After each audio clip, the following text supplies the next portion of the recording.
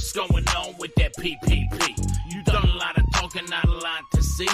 Up in the millions like 2.3, but Jeff got it all, getting off scot-free.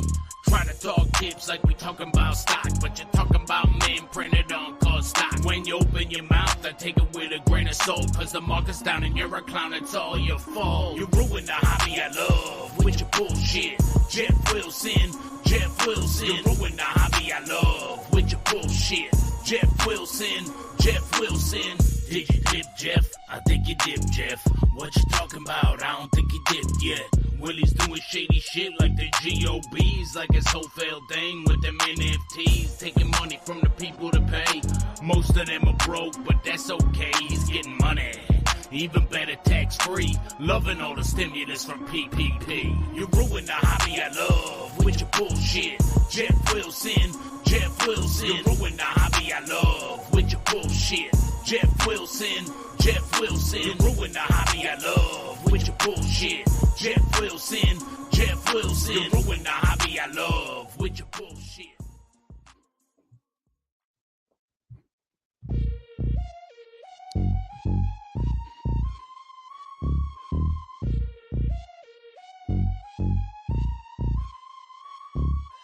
B-side on the beat.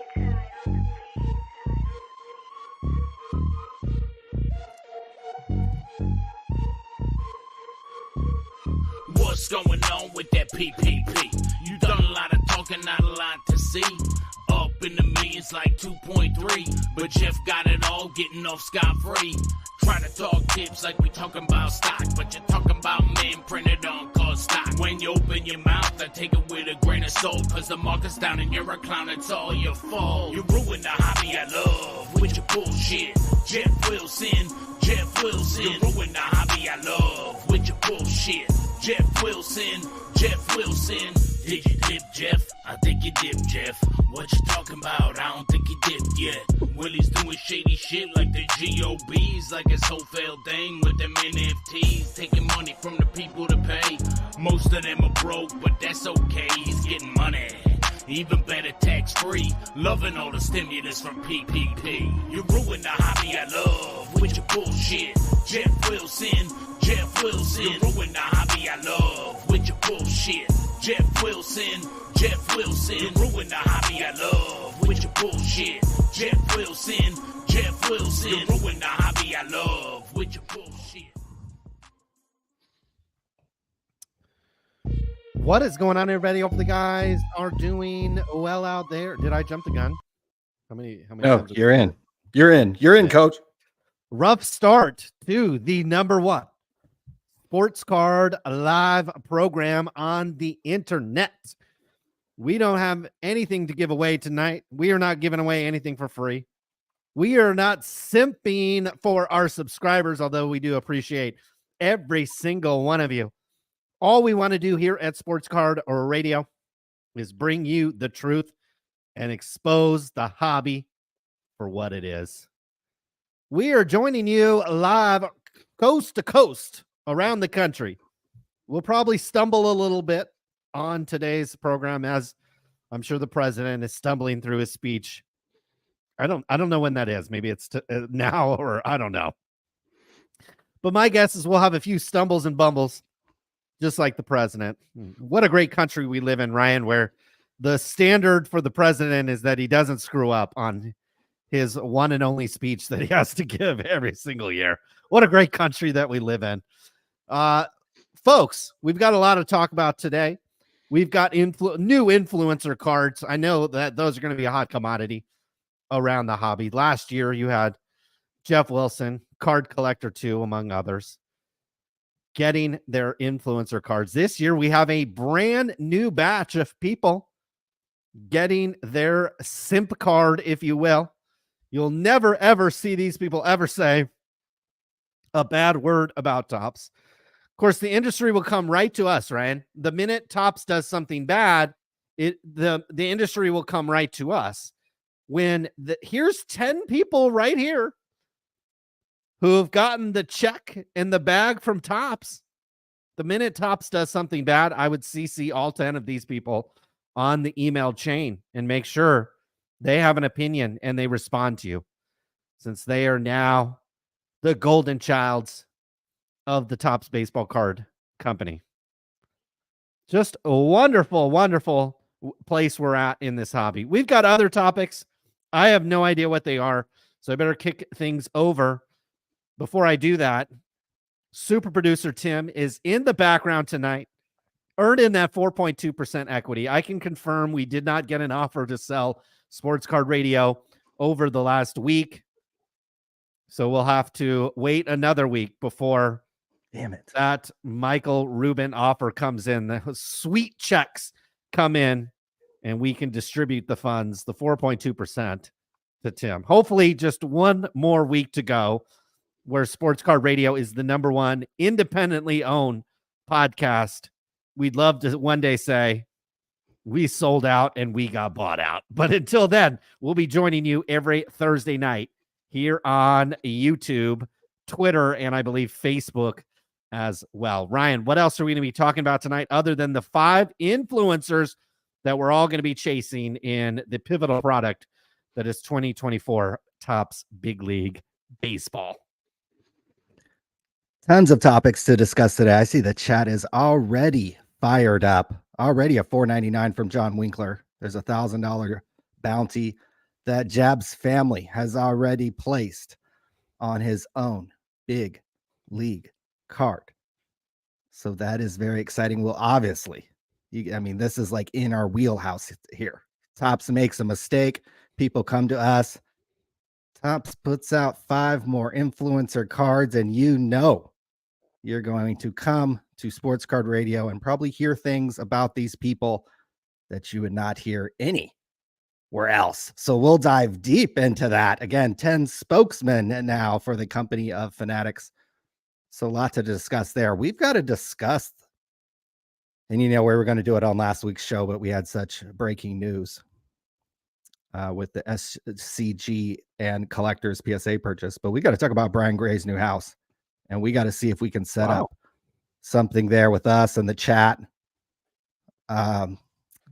Speaking of the chat,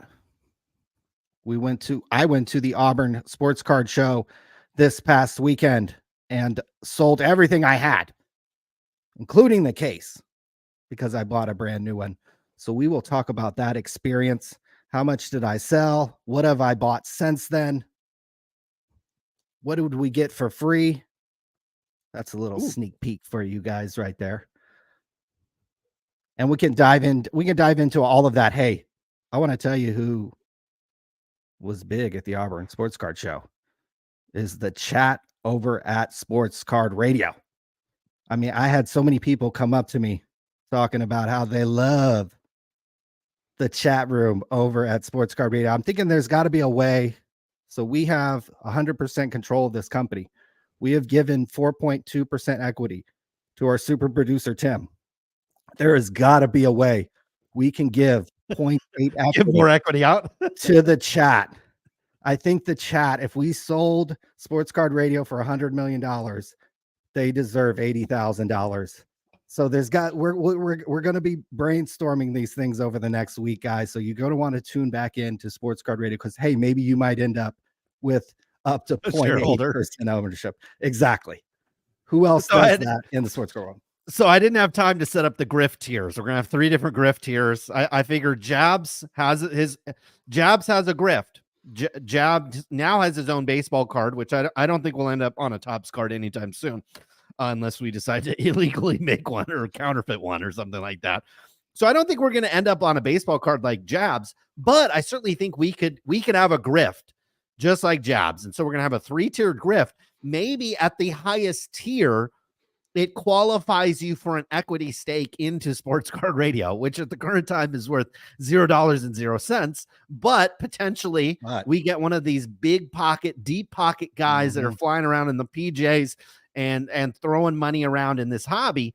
Maybe we get one of them to throw us an offer. And then the top tier, anybody in that top tier of the grift, they get a certain percentage of the equity. So that's probably not legal from an SEC perspective, but we might just throw it in there as a bonus to the tier. and just hope to avoid DOJ and SEC prosecution That's down the road. NFT. That's NFT territory. Is it okay? So maybe we'll avoid that. But I do think it is a good idea that when we do get our $100 million offer for Sports Card Radio, and believe me, we would accept a number with less zeros in it, but we'll just assume it's a $100 million offer. I think, providing the chat with a portion of that after Ryan goes and buys this beach house and, takes care of the sugar babies and sugar mamas that have been over the last week or two after he takes care of them, then I think we could, who is this young lady here? Is this a breaker? This young lady right here is an actress. Okay. Sydney Sweeney. Okay. I was not aware of her talents. Thinking maybe she was in the sports card community. Unfortunately, we're not lucky enough for that. What other topics do we have? Brian Gray looks like he got a new crib. That's fantastic. We've got the influencer cards. I think we're definitely going to be talking about that. Is there anything else? I know that we've got a lot of cards. I was bidding on all kinds of stuff this week. I didn't get anything cool. We got a Donald Trump autograph. That's fantastic. Caitlin Clark. I think the Panini pumpers are going to be out pumping her. And here's the problem with Caitlin Clark. I know her cards are hot. They're selling for a lot of money. I think it's well deserved. She's a good talent. She has that kind of wholesome next door girl kind of look to her that I think appeals to people. And I think she's going to be a big talent in the WNBA. I've been reading stuff about the WNBA. They're actually the popularity of the sport and the WNBA seems to be on the rise. Which is actually kind of cool. Here's the problem though, is Panini is Caitlin Clark is going to be one of their only ways to make money. And so I think they're going to be having her sign a ton of stuff, and the stuff that she has out now might still hold its value, but man, Panini is going to put the Kobe Bryant treatment on this one. And there's going to be a lot of Caitlin Clark stuff out there. So her play and her popularity is going to have to continue to rise in order for these prices to maintain. Maybe not on the stuff that's out now, since it's considered first year rookie stuff, but any of her like second, third, fourth year stuff, I think it's going to be tough to draw big figures out. So we got Caitlin Clark up here. What else we got? I was bidding on some stuff. Card like this, this is a guy who's out of the news cycle, obviously. 3 of 5 rookie card. These probably can sell up to 1,000. PSA 9 select 3 of 5. So we'll see. And then we have the typical old school guys. On eBay, I buy different things. On Golden, it's more stuff that is more of a hold. A lot of this stuff I'm not trying to like turn and burn. Bird Magic on the same card signed, I think worth up to 300 probably on something like that. A listener of the show submitted this Super Bowl ticket, 1995 49ers Super Bowl. Joe Montana, Jerry Rice, Bill Walsh, Keena Turner, Freddie Solomon, Jesse Sapolo, Dwight Hicks. Classic. Bunch of people on that ticket. So very nice. Triple signed with all the Ripkins. I think this is worth up to 250 or so. Something like that. J. Will, Sacramento Kings. I kind of like this because it does look like kind of like a real starter jersey, which the jersey itself is probably very valuable, actually. Very nice. Jerry West. Philly Joe already paid $20 towards his tier 3 grip. Thank you, Philly Joe. We will acknowledge you as the new shareholder you are of Sports Card Radio here in a moment, pending SEC approval. Pending SEC approval, that is like, and that's not getting arrested. And that's not getting arrested. 0.001. Give away equity in your own business, but maybe selling it. I don't know. Okay, we'll have to check with Jabs and Striker Breaks on the grift. We're going to be talking about them today in the Patreon grift. We could also do the Patreon and Discord for Patreon and Discord grift for people that are part of our grift. the Griff special over here at Sports Card Radio. So we appreciate that. Philly Joe, now an inaugural, and it looks like John Winker too was an inaugural member Thank you.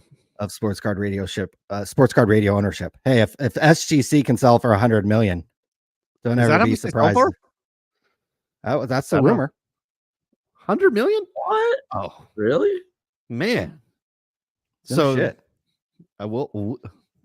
we'll take a number far less than that. I'm Bring us glad on board. to take 4.2% of that. Yeah, I would too. I'd take 4.2% of $1 million. Man, the chat, yeah, that's why I'm trying to give a 0.8 to the chat because they've been so Okay, loyal. all right. And at the Sports Card Show, that was all anybody wanted to talk to me about was the raucous chat room, sometimes R-rated, X-rated chat room of Sports Card Radio. So we appreciate you guys. So we'll be talking about the card show. We'll be talking a lot about these influencer cards. I mean, come on, we've got 5 new faces to talk about. And look, I think we've always got to talk about CardsHQ. So we'll be talking about that. Oh But boy. speaking of the chat, our boy Brian Gray on Twitter, never shy to post a flex. Brian Gray, former CEO of Leaf Trading Cards, looks like he's got a new house. And the first thing I thought I saw when I saw this spread was like, yo, there needs to be a Sports Card Radio party with all, how many Okay. people are watching?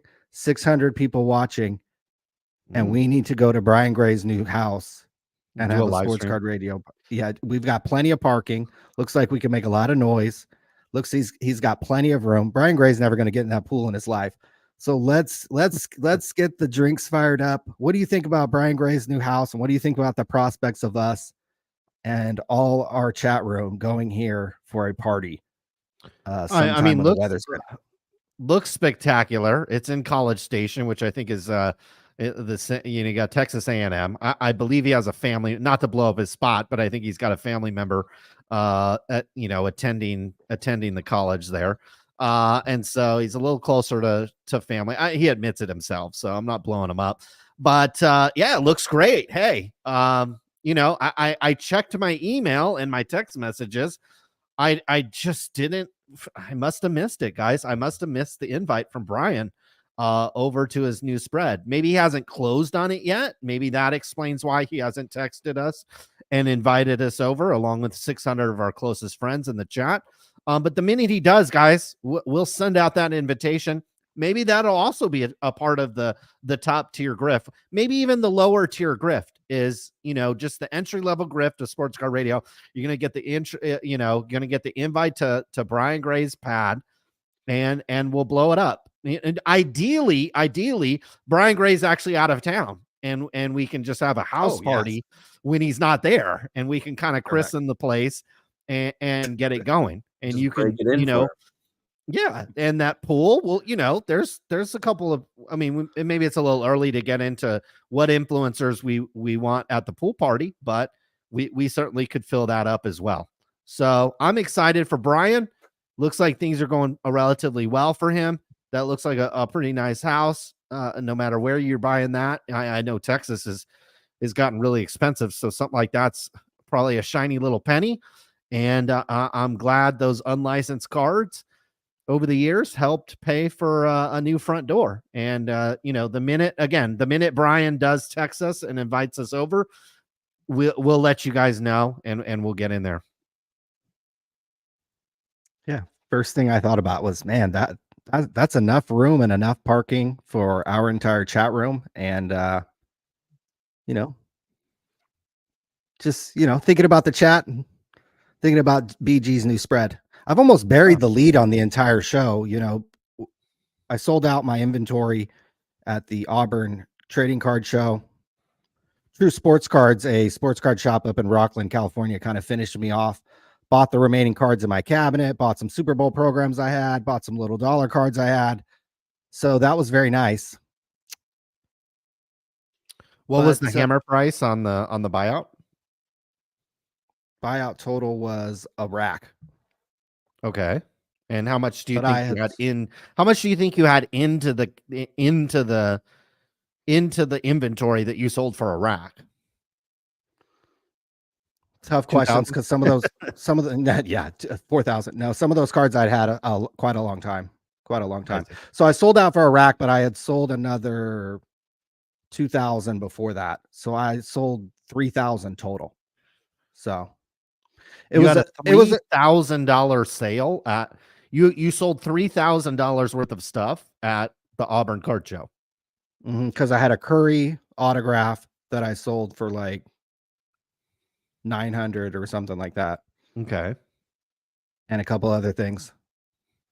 So yeah, I had some bigger cards. Sold those really quick though, because this place was like pretty jam packed, honestly.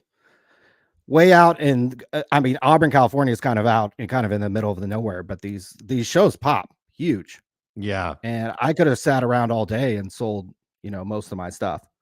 So it was incredible.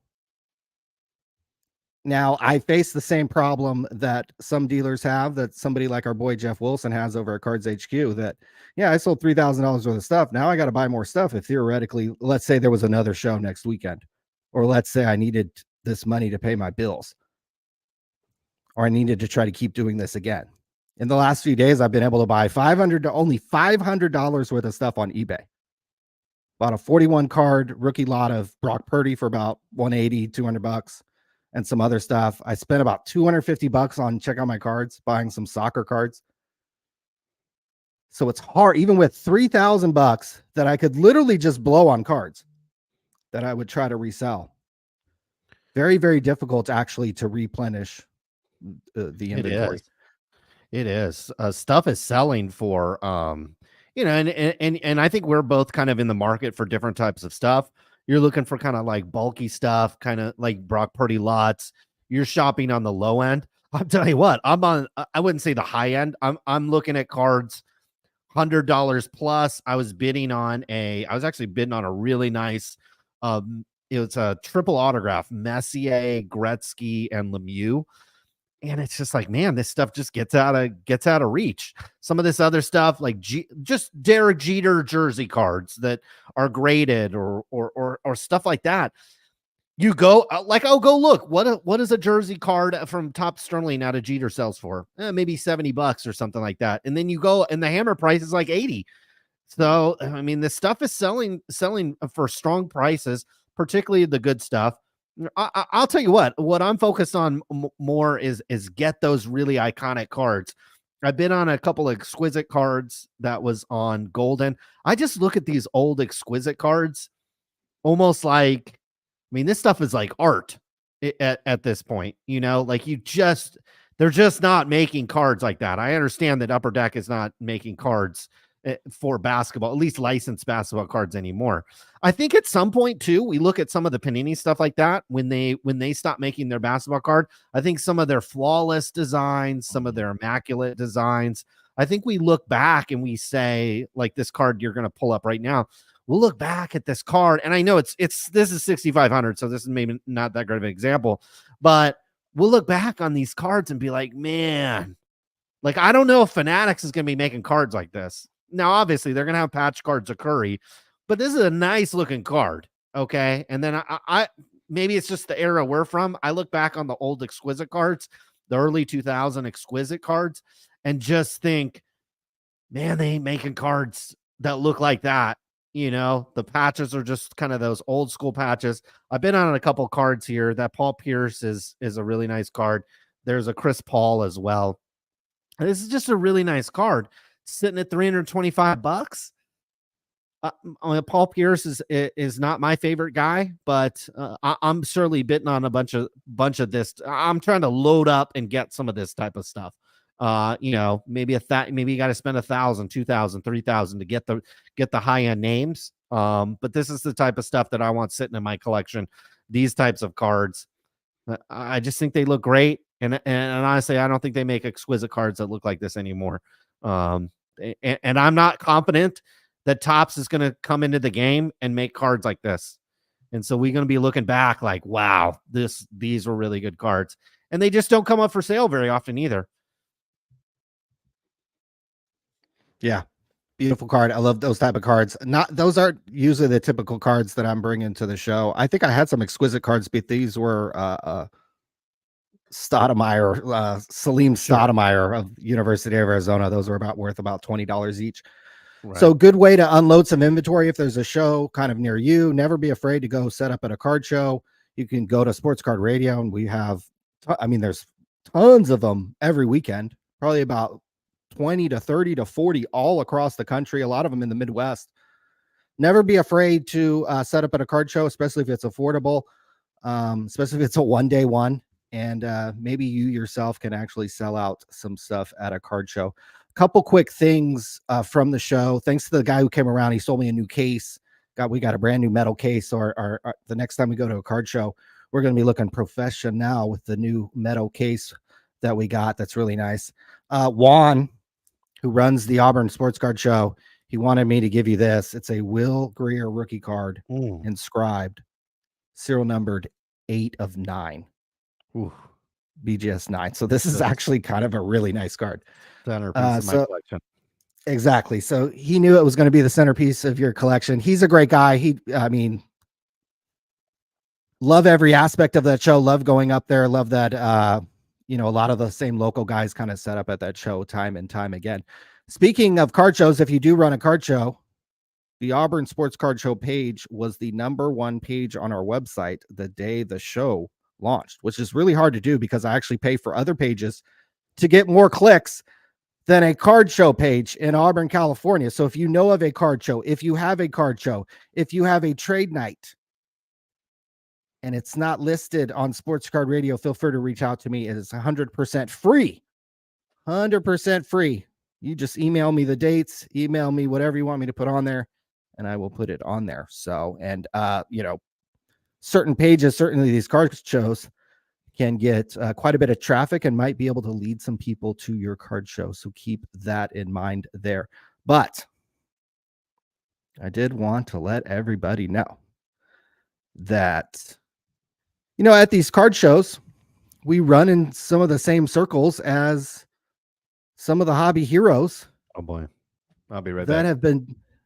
That may or may not have been depicted on some of these cards. So there are mutual friends out there in the industry. So we have reached out to a few people to see if we can get them onto the program.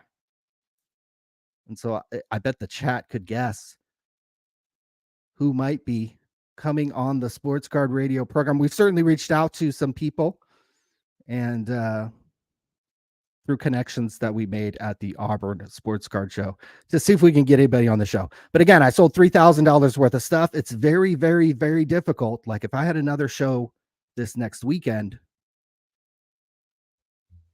I'm not selling the Kobe autographs and I'm not selling the good stuff we have.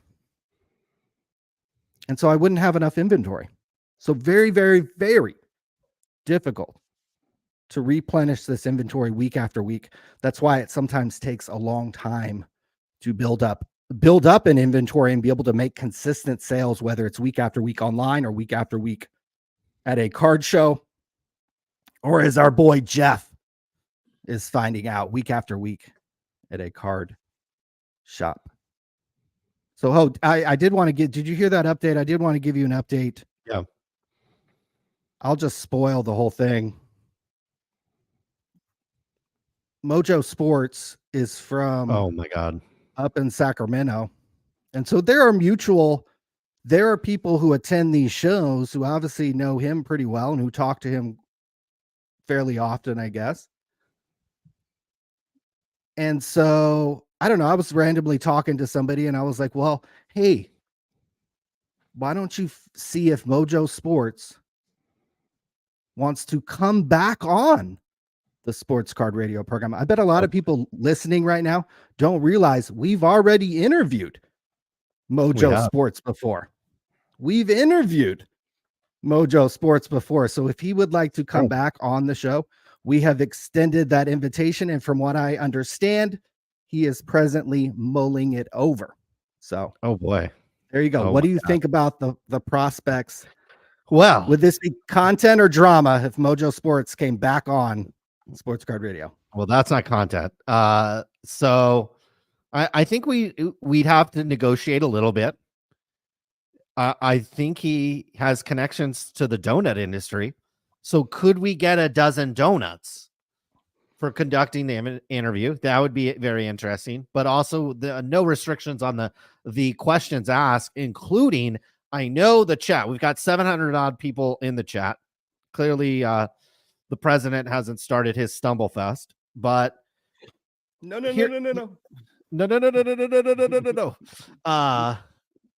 Don't get me started. Here's the deal. I know everybody in the chat. Here's what they want us to ask. It's not about our personal beef with him. Has nothing to do with the fact that he lost a pretty significant lawsuit to the Getty Images Group, and that I believe he's on some type of probation for the rest of his life, where if he has any kind of slip-ups, it's probably not going to look good in front of a judge. I don't think they want to know about his love life, though we certainly will ask him about that. Even the fact that it looks like he's been surviving, at least maybe partially on Mommy and Daddy's Money, maybe partially buying and selling pictures of men.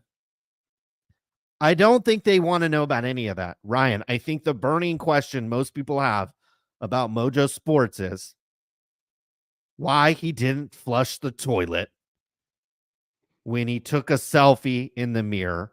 What was in the toilet? What was the contents in there? Was it that he tried to flush, it didn't go down? Was it a quarter flush? Some of it went down. Was that something that was in the toilet that was fresh?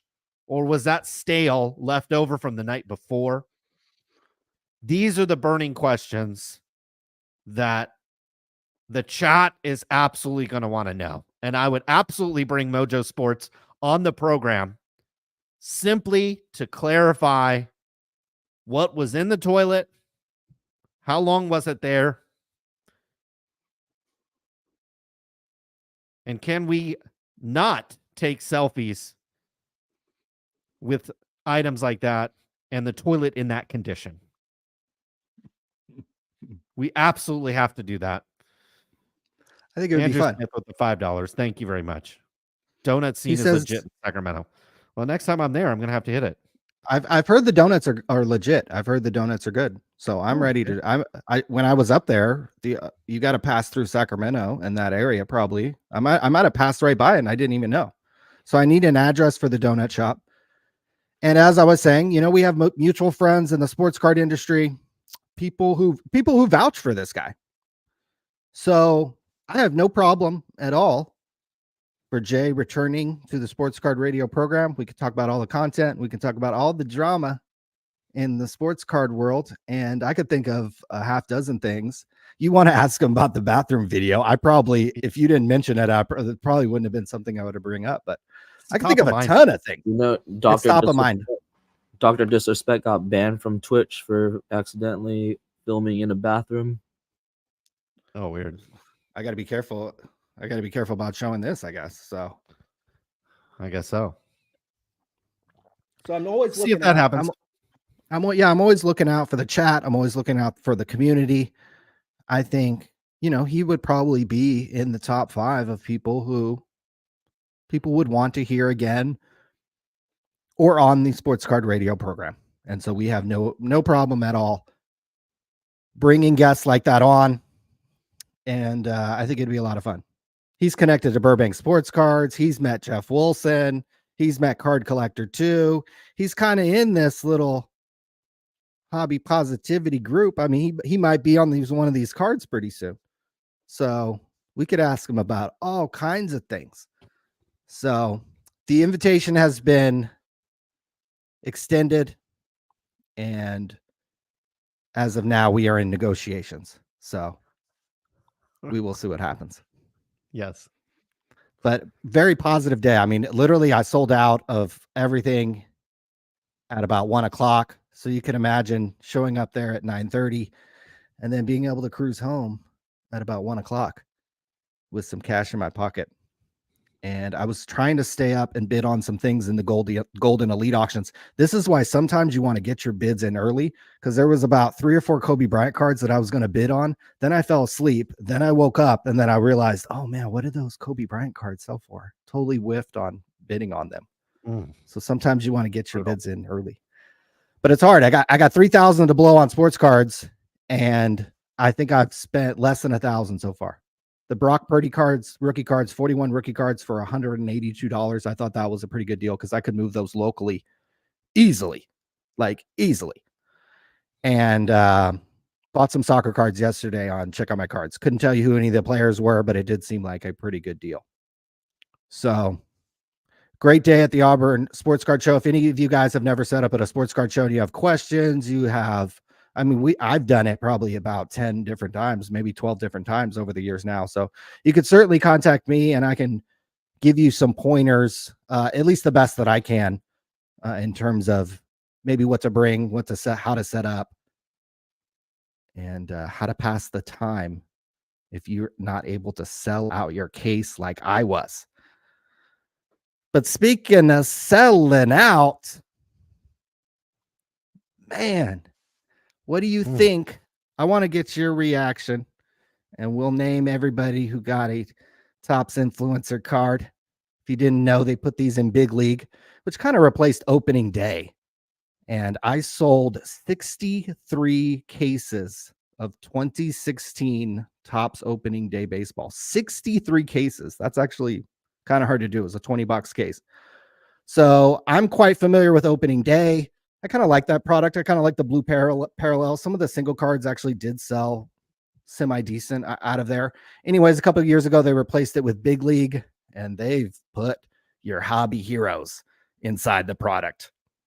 Last year, we had Jeff Wilson, Card Collector 2, Aaron Nowak, who runs Slab Stocks, Mama Breaks, Stephanie Garcia, and Tim McHenry, who apparently runs a company called Slab Strong. Well, we have a checklist for the 2024 product, which I believe comes out, I don't know, don't quote me on this, but I think in a few weeks or a month. And we have some of your favorite hobby heroes back in the product. Ladies and gentlemen, we have from left to right the Godfather himself, the man who left his wife and his dog for his love for cardboard. We'll get into all that. Mr. Jab's family. Second in line here, we have YouTube sports card breaker extraordinaire, Striker Breaks. And next to him is the only person that I'm actually, boy, I'd be busting into these packs to get. We got our girl Break with Jess. So, we'll be talking about her. We've got enough pictures of fucking men to look at. At least out of these 10 pictures of men, we got 2 females to look at. So, we won't shy away from that. We have Dr. Collectible. We'll get into any drama surrounding Mr. Dr. Collectible. Oh boy. And we have another breaker on the very end. Chi City Sports. Is it Chi City Sports? I'm sorry if I'm saying is Chi City Polls. And ladies and gentlemen, we have break footage to go over. Because it's you got to be around the hobby to probably know what's going on there, but we're going to be taking a look at some footage. But before we dive into each of these people individually, especially Miss Breaks with Jess, I wanted to get your thoughts on the 5 new Topps influencers in 2024 Big League. I mean, I tell you what, maybe I'm not up on my influencers these days, but last year certainly recognized Jeff, certainly recognized Ryan Johnson or Card Collector 2. I certainly recognized Mama Breaks. The other 2 guys, I couldn't tell you who they were. This year, I know, obviously, here at Sports Card Radio, we know who Jab's family is. We've poked fun of them numerous times. I tell you what, guys, if you get rid of your wife and your dog, you forget a card. You should have an entire set over at Topps. Okay. So Topps should put this guy in every set. Forget just Big League. I mean, if you get rid of your wife and your dog, you home wreck your own family for the sake of Topps trading cards. God, put this guy in charge of the organization. Maybe Michael Rubin 1, Jab's family 2. Certainly recognize Mr. Jab's family. The rest of the guys, I had no idea who any of these people were. Now we got to figure, Ryan. Okay, you have Jabs, who's white. The second guy looks like he's white. You got to have a female. It looks like in the rotation. Mhm. The other two Thank guys look. I tell you what. Here's maybe the question to ask: Who's the guy you want to take? Is it Jess? Break with Jess? Is that who's the young Yes. female there? Okay, take Break with Jess out of it. Okay, because I think if we ask the 800 in the chat, out of these 5, who would you like to hang out with? Given that the audience is mostly male, I think the answer might be Jobs. I don't know, but because you get rid of your wife and your dog, it's just you become elevated and you become a hero in this hobby. But other than maybe Jabs and Miss Break with Jess, who do you want to hang out with? I tell you what, it's Mr. White Hat with the hoodie. He looks like he'd All have a day. good time. Looks like we could roll to Stockton if we need to roll to Stockton. We could roll to Vegas if we need to roll to Vegas. Hang out Bay Area, SoCal, NorCal. To me, he looks like a guy I want to hang out with. The other guy with the man purse, nothing against man purses, but just not my type of guy. If he's rocking the man purse, it's also really high on him. Like that's almost like a man brassiere that he has on. So I don't know what he's got going on there style wise. Maybe that's not a normal look for him. But the scariest guy is definitely the second guy. Striker breaks. Do I feel really comfortable with striker breaks? And the guy looks like he wants to be a serial killer. Like to me, he just looks angry. And I don't know about that logo either. Looks like he's got a baseball bat and he's going to hit my head if I don't pay for my spot in the mixer. So yeah, I don't know who any of these people are other than Jabs. And I mean, it sounds like you've done a little further research on these guys. Also, I don't know. Like, did a lot of these people get back into the hobby just over the past couple of years? I know Jabs has been around for a little while, but like the rest of these people, have they just gotten back into the hobby and we're giving them cards? Seems to me there's a lot of influencers out there that have been around for a really long time. That some of them been around for as long as we have, maybe even longer, talking about cards in the card community. Are we really giving these cards to these like newbies? Basically, I mean, Jeff Wilson, basically a newbie. Ryan Johnson, basically a newbie. The other 3, pretty much newbies. I don't think Mama Breaks or Breaks with Mama or whatever. She had been breaking cards for very long. I think she was like a teacher and she started breaking, which is a great story. But I'm just saying, if the influencer cards are starting out with a lot of these breakers and people that haven't really been in the hobby that long, seems odd to me. Just seems odd to me. There's other people that are more recognizable, and I don't know. Maybe it's just where I don't do breaks, so I don't know who the second guy is. I didn't know who Jess was. I don't know who the third dude is or fourth dude is, and I don't know who the guy on the end is. I just don't know who these guys are, and I don't know. I don't know. Maybe this is a ploy by Topps, but it seems to me there'd be even more popular people out there to make these cards out of that might be more deserving of a trading card than a couple of people that have kind of stumbled back into the hobby over the past couple of years when it's gotten a little hotter. But I'm definitely scared of the number 2 guy. Definitely doesn't look like a guy I would hang out with. Jess looks like a wonderful young lady. Fourth dude looks like we'd get in some trouble if we hung out, but it would be a good time. And the last dude, I don't know what that man purse is, and I don't want to know what's in it. And Jabs, we know his story. Maybe fill the chat, Ryan, in on the rest of these guys. Well, yeah, we can get into all 5 of them because I do have some notes on all 5 of them. Jab's family did do a video where he did talk about kind of the process of getting contacted for this. It happened around August, probably shortly after the National. So if you yourself want to become a hobby hero, I suggest you become very active on social media, and your positivity should just wreak positivity for Topps and fanatics around the National and shortly around that time.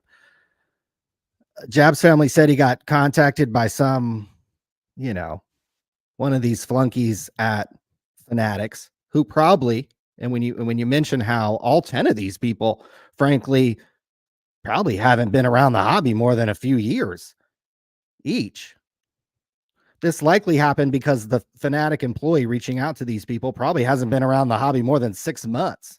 And so they do some Google searches. Maybe they ask around. Maybe they ask Jeff. Maybe they ask some other people to try to figure out who they should put on these cards. But Jab said he was contacted around April. They did a little background check on him. You don't get paid anything. They do send you the snazzy Tops of jersey that Jab's family is wearing. You send in a picture, and then your card will appear in Big League Baseball. So it's about 6 to 8 month, probably about 6 month lead time, because they contacted you in August about this, and this product comes out in April. So about an 8-month lead time. So you really want to be kissing the butt of Tops. Jab's family might even mention the specific employee or the person who directly reached out to him. And it definitely doesn't look like it's somebody who's been around in the hobby, because if you're going to select, and most of these people are breakers. Actually, all of them are breakers, I think, to an extent, except for our boy, Dr. Collectible. And there's probably a host of breakers that could roll off the tongue quicker than most of these people. But let's get into each of them. I'm glad you mentioned, I was going to ask the question of these 5 people, besides our girl Break with Jess, who would you want to hang out with the most? And we are in an agreement. It would absolutely be just sight unseen. It would be absolutely be Dr. Collectible. But if it wasn't our girl Break with Jess first, I mean, why aren't they putting more female? Why are these fucking other dorks getting cards? Okay, this is our girl Dom Diego, which I know has gotten into some scandalous stuff with the shill bidding activity. I think she was caught on camera shill bidding. We're willing to put all that aside. I think she should have a card. We know that Mama Breaks has a card. I'm totally fine with that. I think our girl Alex should also have a card as well. Yes. The more fucking females we can put on cards, so we can start looking at pictures of females instead of analyzing these fucking pictures of men and grading the autograph score and trimming them and rubbing chemicals all over them. My God, can we just look at a couple fucking pictures of women in this hobby? So I'm totally fine with Break with Jess. Looks like she's might be connected to some kind of hobby shop. Totally fine with Breaks with Jess. Striker Breaks, the guy who has 80,000 subscribers. He kind of runs the Patreon model. I think to be able to buy into his breaks, you have to be a member of his Patreon. You can't just like log in and buy from him. He's not on I don't believe he's on Whatnot. I don't believe he's on Fanatics Live. So he kind of has a different approach, similar to Jab's family, where you kind of build a little bit of a community. A lot of people watch his live streams opening product. 20,000 people watching you open product is exceptional. I think he has as many live viewers sometimes as we do watching him open product. Sweet. So he has a loyal following. There's never been, to my knowledge, any kind of dipping or any kind of like little shadiness surrounding Striker Breaks. Seem to be a fairly well-liked person. So while the thumbnail does look a little intimidating with the mean face and the beard, by and large, people say nice things about Striker Breaks. Should we move on to our boy? I mean, Dr. Collectible, 19,000 followers on Instagram. He says he's a Fanatics Live partner, media partnership with the National Sports Collectors Convention. He's the only cat I'd want to hang out. I mean, here he is with Jeff. There's always picture. Oh wait. This is why I'd want to hang out with him, because this was circulating probably around the time he got his Topps card. People were emailing me and being like, "Hey, Dr. Collectible has been arrested or whatever," and I'm like, "Oh boy, if it ain't a Chris Hansen thing, I really don't care." And so I asked him about it. I asked Dr. Collectible about it. I don't know, maybe 6-8 months ago, and he said, I don't know, he was driving on a bad insurance or no insurance, or it was some kind of driving violation. So wait a second, he got arrested for having no insurance? some kind of driving thing, but it wasn't a Chris Hansen thing. It wasn't a Wander Franco thing. That's all I really cared about. Wait a second. He has a mugshot because of a traffic violation? I don't know the fucking laws. I don't know the fucking laws in Georgia. Well, or I mean, what- clearly what- or how this it might works. be a DWB type of scenario. Right. I Right. mean, right. good God, he had to take a mugshot over a traffic violation. That's what it My sounded like. God, So where does he live? this is out of Georgia, so it's Oh, a little, wow, little okay. more conservative over there. All right. Little more conservative. So that's why Well, out of all here, these, no, the irony. Go back to the Jeff Wilson photo and him. The irony, folks. The man on the left, to over $2 million in PPP loans, balls out, goes on vacation during COVID. He's going on vacation when nobody else is traveling. Everybody else is shut down. He balls out and buys a bunch of baseball cards, gets over $2 million of PPP loan forgiven. Okay, it's not a loan. It was over $2 million for free of taxpayer money. The man on the left doesn't got a mugshot. It wouldn't surprise me, though, if one day it does. But for right now, maybe that's why he lives in the great state of Georgia, because Georgia is known for taking care of the men on the left, and the man on the right had a simple driving while black, screwed, and he has a mugshot. Come on. Come on. That is brutal. But it is, you should come out here and live in California. They would, never mind. But yeah, so okay. So it's I had people were also telling me he had a criminal this, that, and the other. But if it was literally over some kind of driving violation, DUI is one thing, but it sounds like he doesn't look completely washed out in that photo. Honestly, so. if it ain't Wander Franco and Chris Hansen, I mean, it would or OJ Simpson. I mean, I don't know. I DUI for me with Uber and all the other stuff out there, I think is look, I get it, but to me, DUI, because somebody can die. Somebody can and I was hit by a drunk driver earlier, or last year. It wasn't serious, but some guy in the middle of the day just completely swashed, ran into us. So I just don't, not big on the DUI thing, but as long as it's not a DUI, if it was an insurance or a speeding or one of these types of things, no headlight. well, you got to get a background check for this card, and he's already with Fanatics, so I can't imagine it was anything. Okay. It was probably a conservative state kind of thing that he got caught up in. That's my guess. And like you said, the hypocrisy of it, he's sitting next to Jeff Wilson, who, I mean, my Lord, we're the only program that'll point that kind of thing out. Who should we talk about? I'm going to give you the choice, because let's go to Manpurse. In my opinion, in my opinion, these are the two favorite things to talk about. Okay, Tri-City Polls. Let's save Jab's family to the last. Might as well. Tri-City Polls, another one of these guys who is pretty well liked on YouTube, has kind of built a community over here. 33,000 subscribers, kind of goes live at a certain time. Now, I do want to point out, and this is just kind of in general, maybe not picking on Tri-City Polls in general, but I want you to focus on the center box. That is a box of 2023 definitive baseball. Okay. Very expensive box, actually. I think that is like fucking $2,000 box. Okay. So it comes in a 3-box case. Okay. 3 boxes per case. So $6,000 case. In my opinion, this is just in general. We'll get into specifically the issue with Tri-City Polls. In general, I would never buy, first of all, a single box of definitive baseball for $2,000 unless I saw it getting ripped out of the case, and maybe I could pick 1, 2, or 3 which one I wanted.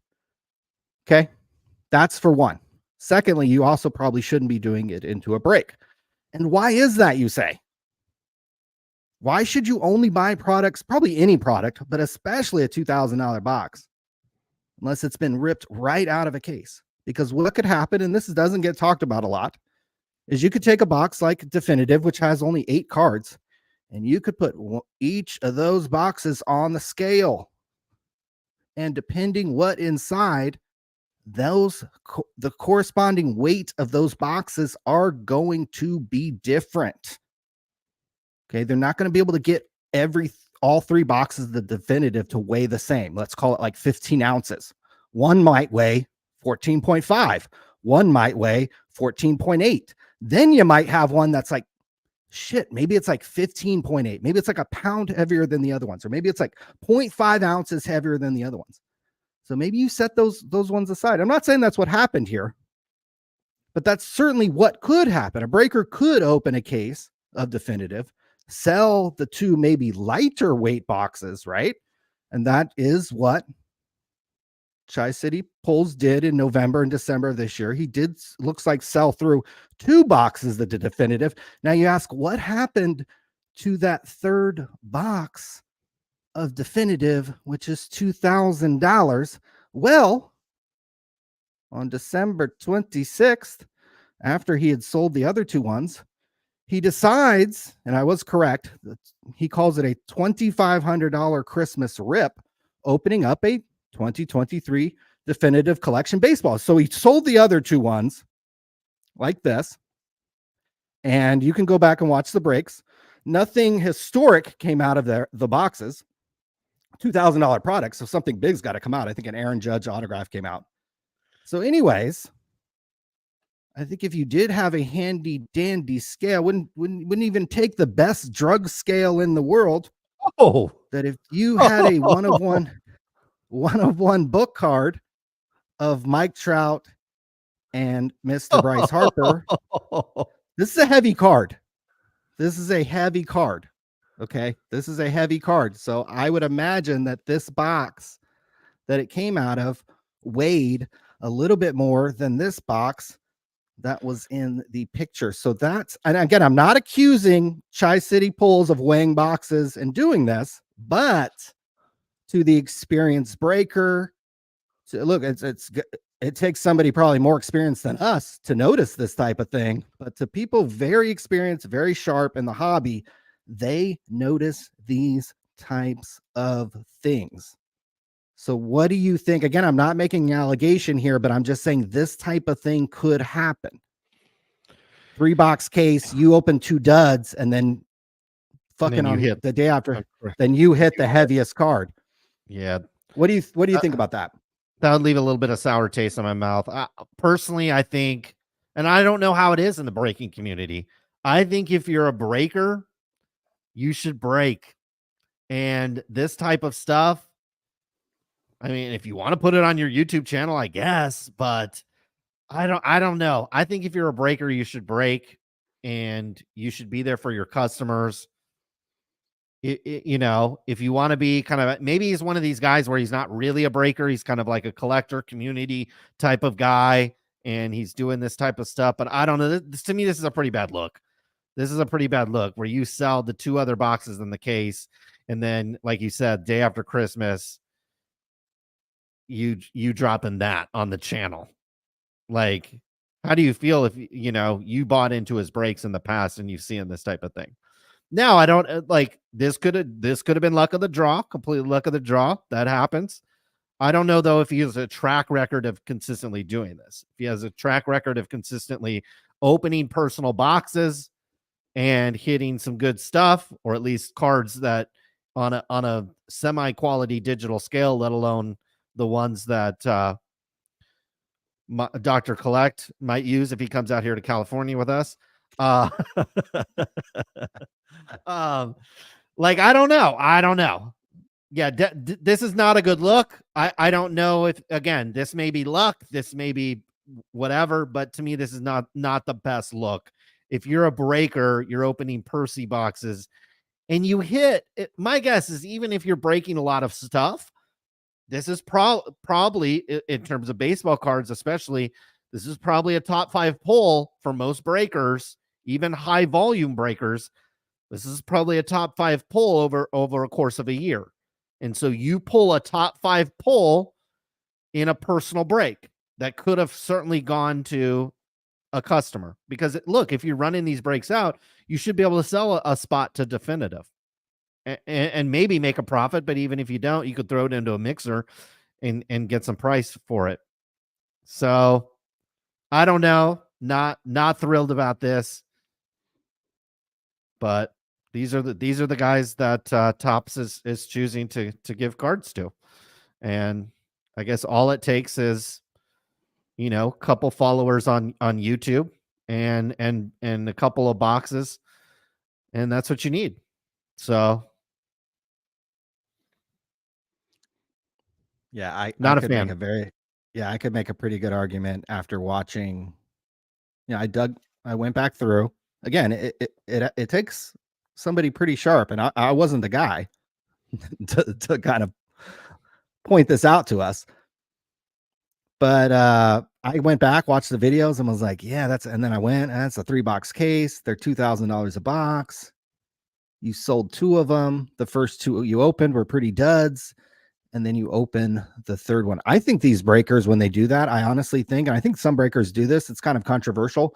They'll post the weight of the box that they're selling. And I almost think, oh wow, in full transparency, I almost think that's not the worst idea to do. I mean, I don't mind that. Let's say a breaker gets a 3-box case of this, and he's like, this one weighs 16 ounces, this is 16.2, and this is 16.3, and he's got 3 different prices on it. I wouldn't necessarily have a problem with that. Sure as heck beats this scenario where his subscribers and his buyers and his customers get stiff with the 2 boxes, and then allegedly maybe a third one that weighed a little bit more goes into his pocket. And again, a top 5 hit here. Top 5 hit that any breaker, especially one of this size, I don't think he's one of the biggest breakers out there. He's probably not even in the top 10 based on his setup. I mean, homie looks like he's locked in the garage like me. So not thrilled with this. Not a great selection. If you're going to be putting breakers into this, Ryan, we've been around since the beginning of breaking. In fact, Sports Card Radio put out the very first podcast ever on group breaks. I think this was back in 2010. 2010. I was at the meeting. You were at the meeting, but we were talking about this before there was a meeting. I was talking about breaks before it was even a business. It was something you would do on the forums. Somebody would get a box, post on the blowout forums. Hey, I like the New York Giants. I'm going to take that spot. I'm selling the rest. And that's how breaks worked for a little while. It was basically something that the hobby did on forums. It was usually what happened was somebody would buy the box and they would be a fan of a team. Giants, 49ers, Lakers, whoever it is, they would pull that spot out, keep it for themselves. And then they would say, well, the rest of you guys can bid on the rest of this. And you would usually have to post obviously the price of the rest of the teams, but also the price you paid for the box, what you were including for supplies and shipping. And it was kind of frowned upon that you would make this huge markup. Then starting around 2011, I believe, then it started to become a business, and guys used to start doing half cases, full cases. And it actually became obviously much, much larger over the years. And it's probably one of the biggest sources of revenue for all of these companies. We know that there are breakers still in the game that were around in the early days of breaking that have and sell more cards than probably all 5 of these people combined. Are we not acknowledging them? Like, I'm just wondering the standard to get onto a Topps card. Because to me, it seems like maybe it's not that of a special thing if we're putting people in that have been back into this hobby for a little while, that are basically glorified collectors doing breaks. I understand we got to have a female. We got to have a DEI inclusion here and there with this type of thing. At least Jab's family's been around a while. So I don't know. If we're putting breakers into these things, I don't understand why some of the breakers that have been around for a while don't actually get considered. Maybe they were and they turned it down. I don't know why you would. Seems to me it'd be great advertising and it'd be great for your brand and your business. I just don't get it. But it is what it is. Yeah, certainly there are some breakers probably looking at this and thinking to themselves, yeah, how do I not have a card? Especially when they went with all breakers. Brett S. Cards Infinity. I mean, this guy basically invented breaking cards on YouTube. Did he not get a call? You know what I mean? Like if you put me in charge of picking 5 people to put on a Topps card every year from the card community, the people that we're getting wouldn't appear in the set for a while. You know what I mean? This is almost like having Topps Now, Topps Living set. It's almost like having the Topps Living set and putting out baseball players that had like 4 at bats in the MLB, before you put out Trout and Jeter and Mickey Mantle and Hank Aaron, Willie Mays and Derek Jeter and Ichiro and Albert Pujols, before they get a card, we're putting out these guys that flamed out like, John Bowker or something. I don't know. I think guys that have been around the hobby, if they want to be on one of these cards, if that's the standard that we're having, we're putting breakers, we're putting influencers out there, maybe put some people in the hobby that actually has had some influence. My opinion, these guys are just riding off the coattails of the people that kind of laid the groundwork for them. The breakers. These guys basically are coming into a business that, like, how many breakers had to suffer through the days of Ustream and Blog Now or You Now Breakers or whatever TV. they used to stream it. Then Breakers TV. And then, the breakers have kind of paved. There's breakers in this business that paved the way for this, that showed how it was supposed to be done. Cards Infinity showed that you can open packs of cards on YouTube and people will watch. These guys like paved the way for these people.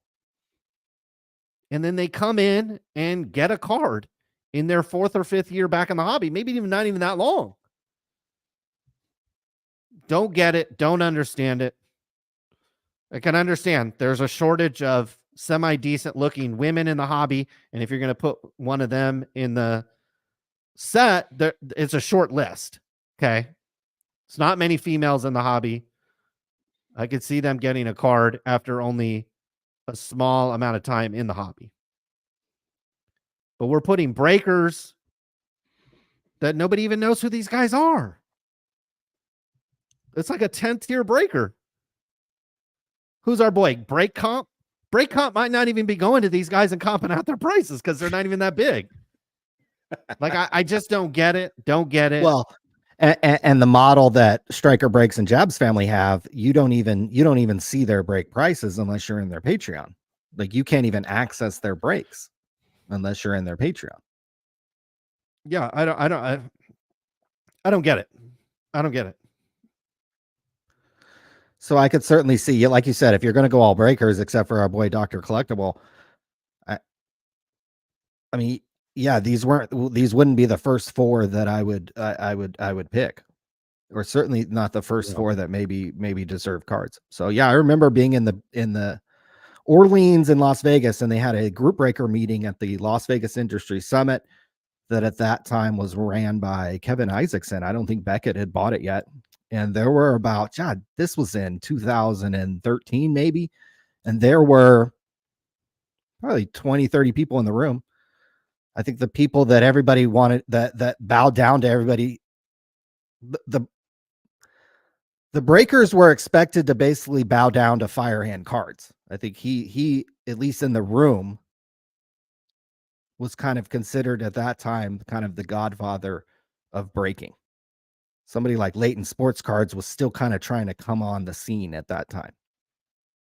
People like Firehand and Cards Infinity had been around longer than that. But this is 10 years ago. I remember being in that room. I remember Tracy Hackler and the Panini CEO strutted into the room and talked about how important breaking was, and then they left.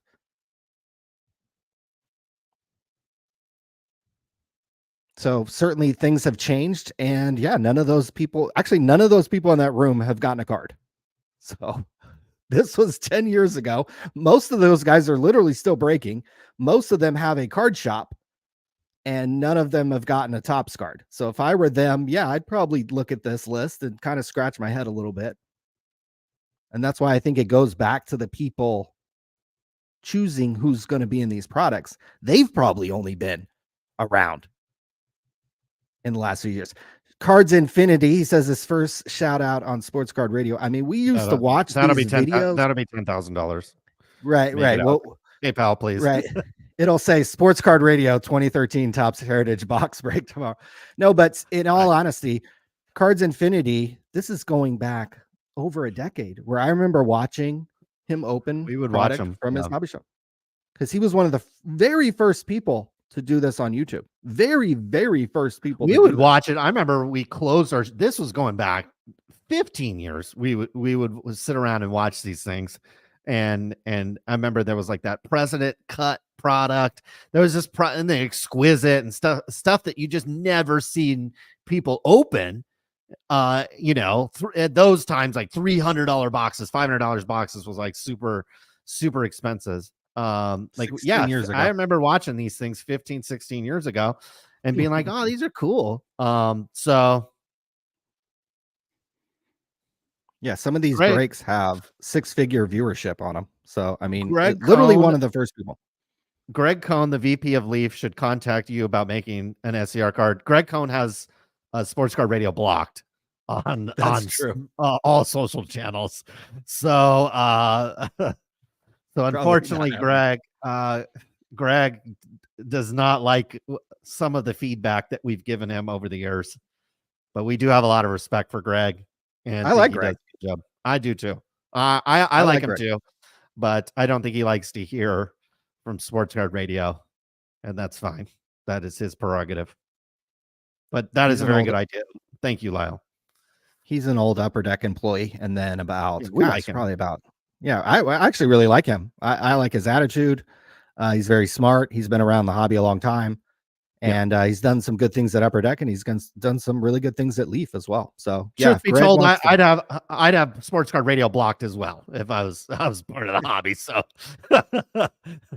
not at all ununderstandable, if you will. So, yeah, I just think there's people in this hobby that have been around a long time. This, to me, cheapens it a little bit. Like, I wouldn't call this like a hall. Think about this as like the Topps Hall of Fame. If the Topps Hall of Fame comes out after they solicited ideas from the community, and they're like, our opening 5 are striker breaks and breaks with Jess and Dr. Homeboy collectible. She's fine. Well, to be sure, we'll let her through. Fine. But I'm just saying, like, this to me, if you're gonna just start off with influencer cards, and you're starting off, like, I feel like this year's class is weaker than last year's. Jeff Wilson, people know who this guy is. Card Collector 2, people know who that guy is.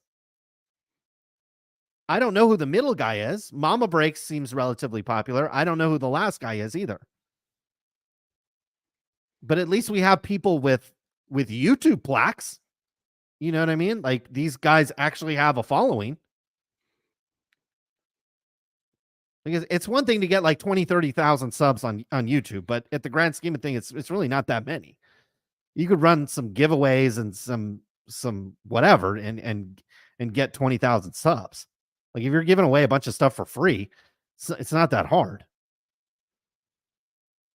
I don't know. Just my opinion. Do you want to talk about jabs? I do want to talk about jabs. Can I make sure that I've got $3,000 to this girl's, I mean, one of the hottest names in sports card right now.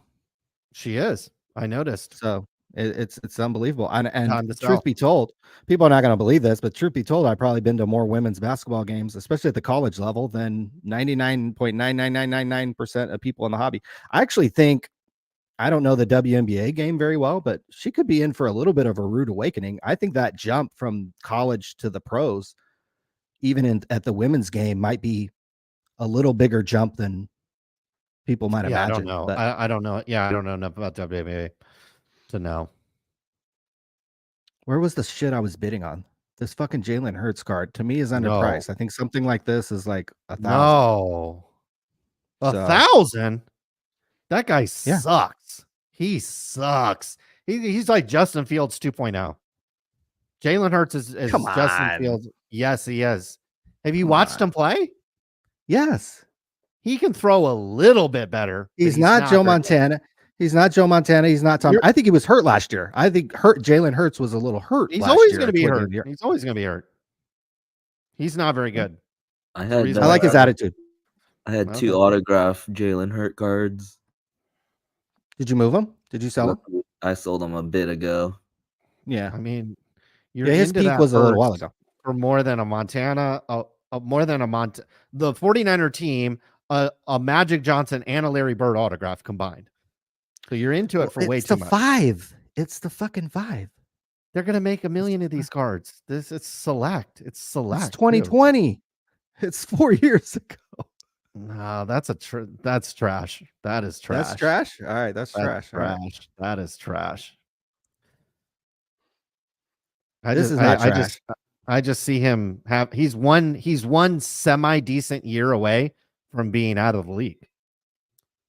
As is most quarterbacks. The card will be gone. The card will be long gone before I have to worry about him having a good year. It's probably gone before next season. I mean, it better be, because like I said, if 3 bad games, if they start off 0-3, you think those Philly fans are going to be cheering him? I mean, good God. That's the problem, is that fan base, like you start off 0-3 and that fan base, they're over you. Yeah. Okay. That's why I think it's certainly under what this card would have sold for even 6 months ago when they were in the playoff hunt and making a little run. They struggled all last year. Even though they had a good record, they made the playoffs. People who really watch that team, and again, I'm not claiming that I was one of them, but they folded. They folded. Well, you make the Super Bowl the year make the Super Bowl the year prior. It's hard. It's not, it's the NFL. Only Patrick Mahomes and Joe Montana and Tom Brady have made it look easy. And this other stuff, I mean, I don't know. I think that's probably overpriced, but that is kind of a cool card. And Bryce Harper, I don't know. I've been buying a couple Bryce Harper cards lately. So this is kind of top of the mark though. 442. This probably, in my opinion, tops out at about $500. 2 of 10 game use patch autograph on card. 2022 serial number 2 of 10. A lot of these have sold raw for in that $400 or $500 range. So, all right. So yeah, I was just checking. I mean, yeah, you're hating on my boy Jalen Hurts. So hey, we'll see. 763. If I could win this for 763 total, like sign me the fuck up. You're insane. But I think the guy everybody wants us to talk about is Mr. Jabs' family. That's right. Well, he's got the Patreon model with breaks. We are a part of his Patreon. I think we're a part of his $4.99 Patreon. He has different levels of Patreon. So we're a part of the Jabs family grift. And that has actually helped out, because in this regard, I've gotten a message from Jabs explaining some of the controversies surrounding Mr. Jabs' family. Again, he made a video on this the other day. He said that Topps contacted him in August. They loved his positivity. I believe he mentioned that they were looking to, one of the things they were looking to do with these cards is expose people who bring positivity to the industry. So perhaps these people, part of the thing is these people probably haven't been around long enough to realize to get all grumpy. That's probably part of the thing, is they haven't been around long enough to be grumpy yet. Give these guys another few years, and once the shine and once the aura of their Topps card runs out, maybe they'll be grumpy too. But our boy Jabs family, again, he was contacted in August. They sent him a jersey, took a couple pictures for them, and he sent it in. But what a I'm lot a of fan of the people photo. The photo looks great. The photo's great. It's unbelievable. I want a signed one myself. Hopefully, well, he's got a dark shirt, so we've got to get it like silver ink or something, or so we'll get the right pen for him to sign, and we need Jab's family autograph. But what a lot of people know, Mr. Jab's family 4, was that one time while he was breaking cards, he casually mentioned that his wife had filed for divorce. Now he's taken that video off of YouTube, but apparently I can do a small reenactment right now. He was saying, Burt Bylevin, Hall of Famer. Oh, Will Clark. Oh, just got an email that my wife decided to divorce me. Oh, there's a nice Kyler Murray card. That was basically a reenactment of how he described to his channel that his wife had broken up with him. Now, I know what you guys are thinking. Why would a man do that? Why would a man go on his YouTube Sports Card YouTube channel and talk about his wife leaving him? Well, I did get in touch with Jab's family about this. And he said the reason why he announced it live on his YouTube channel was in hopes that his wife would watch the video, reconsider, and take him back. So sometimes in life, your wife breaks up with you, and the only way for you to contact her is through your sports card videos. So that's what he said. That's how he explains the fact that he said his wife broke up with him in a video, and he only mentioned it in hopes that she was watching and that she would reconsider. But that may not be the biggest sin in the Jabs family history, guys, because he also, not only did his wife leave him, but there are allegations that Jabs family got rid of the family dog because it was being too loud during his breaks. He would be breaking cards on YouTube and the dog would be in the background barking. And so Jab's family got rid of the dog. Well, I also contacted Jabs about this through Patreon because we are a member of his Patreon. And he said that he got rid of the dog after the divorce because the dog was by himself too much and he wanted to find the dog a new home. So he did not Jab's family says he did not get rid of the dog because it was barking during breaks or that it was too loud or that it was annoying. He just wanted to find the dog a new home. So I hope that at least clears up a couple things about our boy Jab's family. I know that everybody was waiting for that. But look, Jab's family's been around a long time. He has the similar model as Striker Breaks. This model where you have to be a part of his Patreon to join into his breaks. So whether it's $5, $10, $11.99, whatever it is, you become a part of his Patreon and then it gets you access into these breaks that he does. A lot of them are centered around tops. Again, he was contacted in August and he will be appearing in the new tops set. So I don't know if you heard the explanation about Jabs and the dog and the wife. What do you think about what do you think about Jabs? What do you think about our boy Jabs family and the whole story and him getting a tops card? Well, obviously the whole story is kind of ridiculous. Maybe they should have a subset for this, like the whole home wrecker.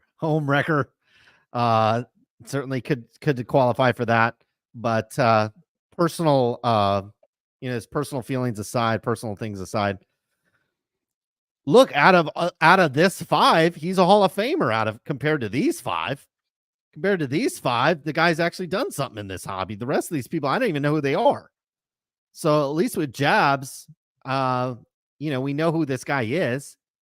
I don't know if he's made a positive contribution into the hobby. He certainly hasn't made a positive contribution for his family. The hobby certainly hasn't been a positive for his family. Let's be real. The hobby has ruined his family in a lot of ways. The hobby has ruined this man's family and ruined the lives of people in his family circle. So I don't know if that's worth immortalizing or not, but at least out of these 5 people, the guy's actually done something. He's got 50,000 subscribers, 200,000 subscribers. I mean, that's a good number. That's a lot. 3,000 videos doesn't seem like that many, but at least he's done something. The rest of these people, I don't even know who they are. And again, I think in my opinion, it kind of cheapens this thing. Out of the 5, Striker, Breaks, and Jabs family are going to be the most well known. And I think the other 3 people, you either have to know them, nichely through YouTube, the Tri-City polls. And I think Breaks with Jess and our boy Dr. Collectible, a little more famous on Instagram. Who's the girl? I saw somebody in the chat say, well, that is Miss Breaks with Jess. No, I have not slid into her DMs yet. Here she is with Dom Diego. I think she should get a card before any of these other fucking jabronis, to be fucking perfectly honest. Here she is with Mama Breaks. And here she is with Alex. So I don't know about you. I'd rather look at these pictures of women than these fucking stupid pictures of men. Yeah. That's where I'm at. That's where I'm at too. That's kind of where I'm at. I If mean, we're not going to be putting in the legends. If we're not putting in the legends of the hobby, the legends of the breaking community. I mean, what are we doing here, guys? You know what I mean? Like a set like Big League, do they even make a baseball card? They don't even make baseball cards of every player in the MLB. There are certain players in Major League Baseball that don't actually get a trading card. There are some teams where if you buy into the break, you barely have any opportunity at all to get anybody on the team. The team. And we're coming out with Big League with 4.5 jabronis in the influencer set. That doesn't make sense to me. I think Topps, maybe, and again, maybe a lot of people at Topps have just gotten back into the hobby over the past couple of years. Topps bought the license, bought the company, hired some new people. Maybe these are the people that are getting influenced by Dr. Homie Breaks, Dr. Manpurse Breaks, Breaks with Jess, looks like a serial killer break, and Ruin My Family Breaks. I mean, these are the people. Again, to me too, it looks like we've taken a step down from last year. Looks like we've taken a step down from last year because Jeff Wilson, without a camera crew, could walk through the National and people are going to stop, ask for his picture, autograph, whatever. They're going to know who he is. Card collector too, dude. Could walk through the National Hall where there's tens of thousands of people in there. People are going to know who he is. The other 3, probably not. Mama Breaks, maybe on a certain scale, could get recognized. The rest of these guys could walk through the National and you're not going to have any idea who they are, except for maybe the black dude, because there's at the National, it's 99.99% fat white dudes. And now here you got homie black dude walking through. And so you recognize him. You're like, who's this? Does he play baseball? You know what I mean? Like, right? Is he an athlete? Yeah. Is he an athlete? Is he here to sign autographs? Hey, Dr. Collectible, the TriStar autograph booth is back there. I think you're on signing autographs in 5 minutes. He's like, no, brother. I'm a breaker. I doing a vlog. Not that like Leighton Sports Card struts through the National and gets, instantly recognized. You know what I mean? Or the Cards Infinity guy walks through the National and is instantly recognized. But their contributions to this hobby, in my opinion, at least from a breaker's perspective, since we've got 4 breakers, 5. I don't think 5 breakers. I think our boy Dr. Collectible isn't a breaker, so we got 4. He's just kind of an influencer kind of guy. Yeah. Okay. So we got 4 breakers and a homie. Like, it doesn't make sense to me, guys. Just doesn't make sense to me. Sorry. Not sure what the set is. And again, in a set where they ain't making baseball cards of every player, guys. Not every player gets a baseball card. This to me makes it seem like, well, shoot, anybody in this hobby is going to get, like, give it 10 years and everybody's going to have a card in this set. Give it 10 years if these jabronis are in the set in the second year. Who do you think out there is most disappointed that they didn't get a card? Oh my God. Certainly Mojo. other breakers. Other Other breakers. breakers. Who's that, Tim? Mojo. Yeah, Mojo. Probably Roth Mojo. Cards. Roth Cards, yep. Justin Gamble. People who like Okay. seem Oh, really Curator. yeah. Yeah. Curator's probably really burnt. Yeah, He's- Pac-Man. Pac-Man. right? Yeah, Pac-Man's a good one. Card Fathers probably has a grudge. Firehand. Firehand's burning. You had to call him the Godfather at the breaker thing Yeah, you 10 had to years call him the ago. Godfather. You had to call him the Pac-Man's Godfather. got 230,000 subscribers. To Yeah, me, this guy should be in the set. I vote Yeah. for Pac-Man. Right. yeah. I agree. He's got good thumbnails. He's got good engagement. He has a lot of subscribers. He's not getting huge engagement on every video, but I'm seeing he's getting 60,000 views. Look at our 40,000 boys in views. Thailand over here. Look at that. Look at that. Chilling. Worldwide. You know what his story is? You know what his story is or no? I have no idea. He used to work at a Target and he just loved cards. So he used to buy a bunch of the blasters and stuff that, just to be curious of what was in these blasters. And he just started recording like him opening these blasters that he got back in like 2000, like early to mid 2010s. And then that's basically his background. I love Who it. funds the I mean, look, he's getting a lot of views, he has a lot of subscribers, but Now this he's in the isn't good paying. old boys club. Now he's in, Yes, but it's not paying that's for where he got his for these start. bills. How he got Maybe his he does start. a lot of Somebody- panini too. Look, I mean, it looks like to me he's a basketball guy. Kind of does a lot of panini. So it could be that once we get kind of the rollover with the licenses, maybe a guy like this, he'll collect more tops because they'll be making basketball. Yeah, he's over here with our boy Joe. Montana, come on. Pac-Man should have a card, I think. Maybe my guess is he will have a card at some point. Looks like to me he's just more of a panini guy. I'm pretty sure he opened a pack on the 86 Fleer giveaway.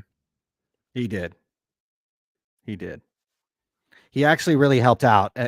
He was one of the people that led to the biggest giveaway in sports card history that indirectly was sponsored by Sports Card Radio. When a box of 1986-87 Fleer was opened at the National, and it came out a little squirrely, and we documented over here at Sports Card Radio 2 years ago. Pac-Man was one of the people opening the product, and Ken Golden had to open up his 9-figure bank account and hand out a box live on Whatnot. Tom Fish upset. He doesn't have a card. Well, Tom Fish can just buy. He buys his Martin. own card. That's true. Because at the Topps conference, they have an auction where you can become a Ginter. Like, how does Tom Fish have a Ginter card? Well, yeah, because he paid. He bought it for $30,000. How does Nathan Burns of Grand Slam Collectibles have an Allen and Ginter card? He won it at the Topps conference. I think he paid like $20,000-$30,000 for his card too. So yeah, the guys who probably spent $20,000-$30,000 to get into Ginter, are pretty upset. Hey, I've had a 1 in about 60 chance to be in Ginter about 2 or 3 different times at the Transcendent party, because that's one of the prizes they give out at a raffle. So if you're one of 60 people at the Transcendent party, you can win it. Now, I would have sold it to Tom Fish, who I think was offering $10,000 at the party for it, because hell yeah, what the hell do I need a fucking card for? Actually, I had some Topps cards over here. Yeah, I'll take the 10K. You might have been able to get more out. That was just the offer was 10K, let alone maybe what you could have got. So this is a cheap product. Again, this is a big league replaced opening day. Opening day used to be $1 a pack. This is probably a product with an SRP of $1.99 per pack. It is interesting that they're pushing you toward breakers. I mean, if you go watch Tri-City Pulls, you're more likely to see a duck race than you are cards being opened. If you go over to Striker Breaks, I bet there's, cards being opened. If you go to the Saturday Showdown over at Jab's Family, I mean, he's a glorified casino operator. So this is what they're pushing. You know, this is a quote unquote kids product. I don't think anything is a kids product these days. But something like this might be opened by people who are more casual in the hobby or have less money, and then you're pushing them to these people who, you know, running these $1,000 breaks. So I think it's an interesting choice. And yeah, the people they chose to be on this card, like you said, I think we could all think about a half dozen names that except for Jess. Jess deserves a card. Alex deserves a card.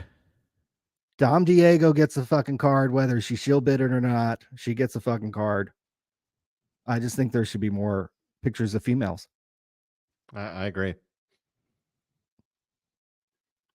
What do you want to get into next?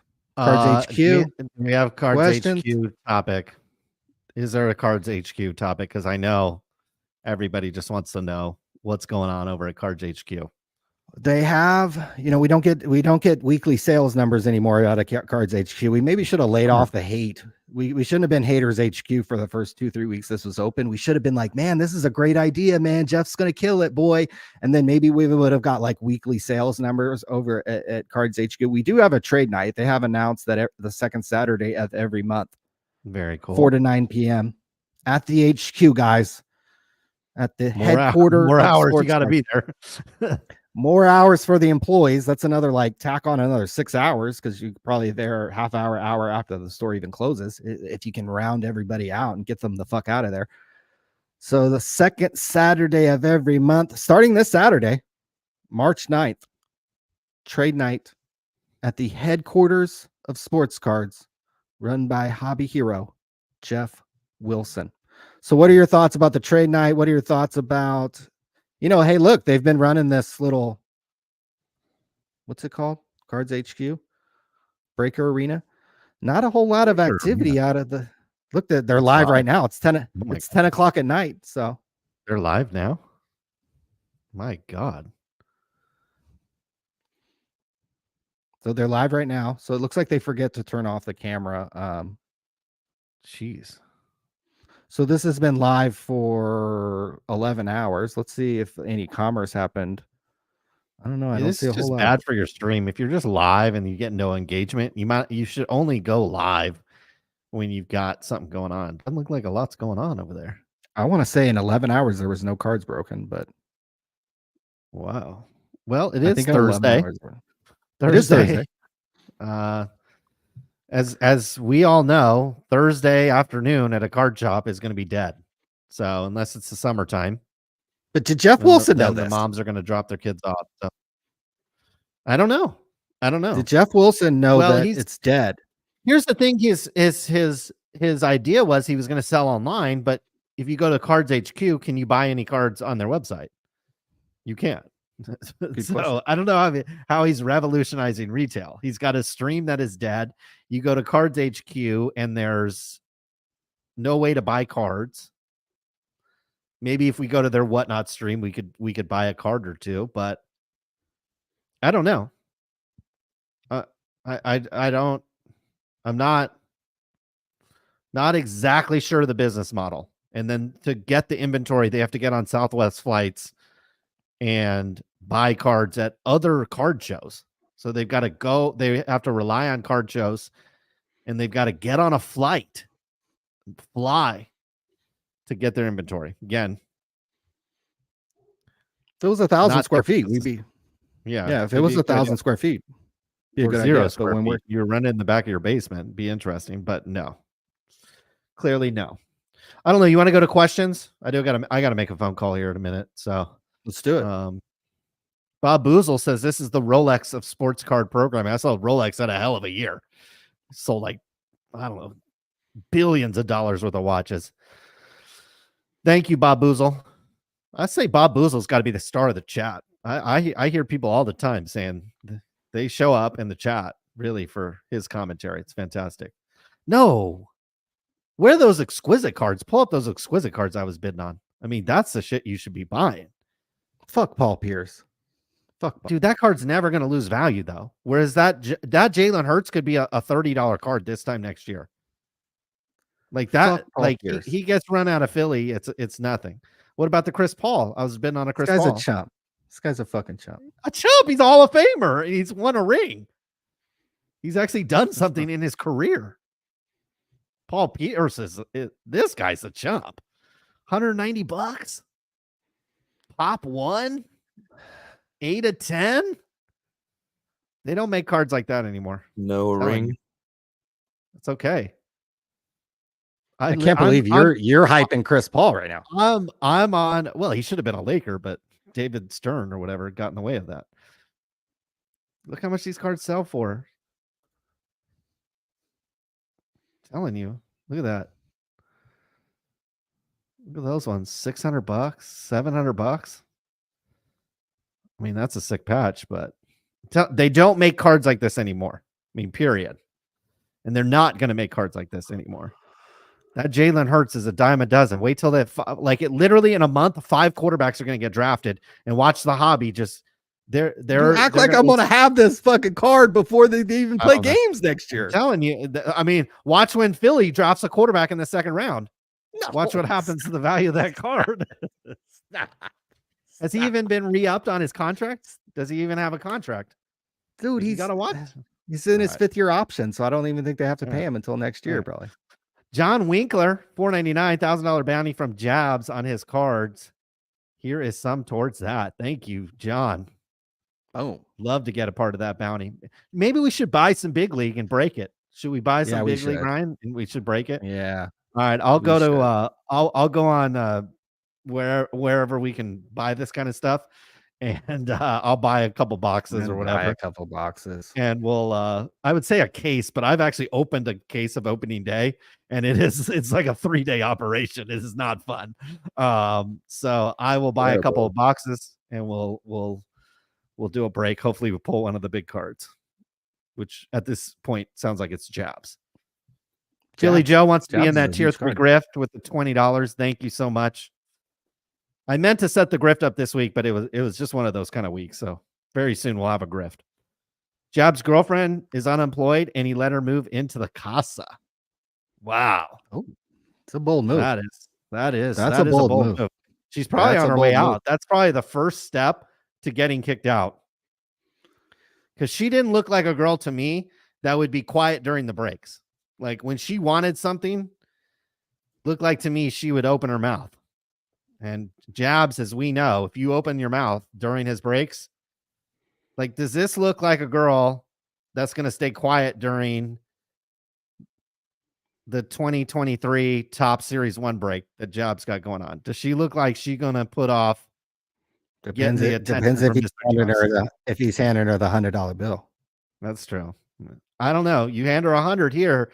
Next time it takes 200. So you guys, you got to find somebody in your life that looks at you like she looked at the camera when she got that 100 in her hand. She ain't breaking up with him. No, she ain't. You can tell. She ain't breaking up with him. She in love, that. She loving Jabs. Ray Garvey, can we pour one out for the Mint Collective? Yeah, I saw that. Looked like the Mint Collective was what happened? No mas. Not surprising. What happened to that? I don't think it's I think it's gone. Normally it's this time of year. I think it's gone. Oh. It's gone. This was like the influencer extraordinaire. Go to Vegas, go to the Mint Collective, slap ass, grab nut sacks, and act like everything's all good. But yeah, the Mint Collective gone. Okay. Gone. Bye. Gone. Hunter with the $5. Can you let me have the Jerry West dual auto? How much is it? Oh yeah, you got it. Oh, he wants to bid on it. Yeah. Go ahead. Well, no, I'm out. Yeah. I'm out. Maybe he wants you to buy it and then give it to him. If he's a part of the top tier grift, we'll consider it. Thank you, Hunter. We would definitely consider that. But we'll stop bidding on that. What's your bid on the is this illegal to give out your bid amount? What's your bid on the Jerry West? What's your bid on the Jerry West? So we kind of I'm out on the West at 155. It's currently sitting at 250. Oh, so you're out. So you're out. I'm out. I'm totally out. Yeah. So yeah, that's you, Correct. Hunter. We'll let you have that. Ziggy, no. How about we crowdsource a private funding of Sports Card Radio? Take that bitch public. That's right. Whew. Man, when those SPAC mergers and all that stuff was going on, we should have Ah. gone public via SPAC. Maybe if the heat comes back, we'll be able to do that. But that's a great idea. Let's just go public and That's a good idea. get rich. Can you imagine the scrutiny the site would have from the public markets? It's like, oh man, he was talking about Jab's said DEI what? girlfriend. He said, what about her? What'd they say about Justin Gambles? Yeah, this is not an appropriate show. Who's this?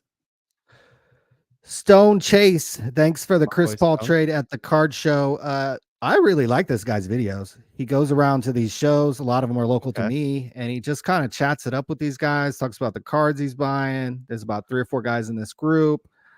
I actually had a Chris Paul card. God, I should have mentioned, I should have shown it to you. I had a Chris Paul rookie patch card, and I traded it for the cards are actually sitting over there. I got a Manu Ginobili Beautiful. autograph. I got a Beautiful. Gail Goodrich autograph, and I got a fucking Tobias Harris gold prism card.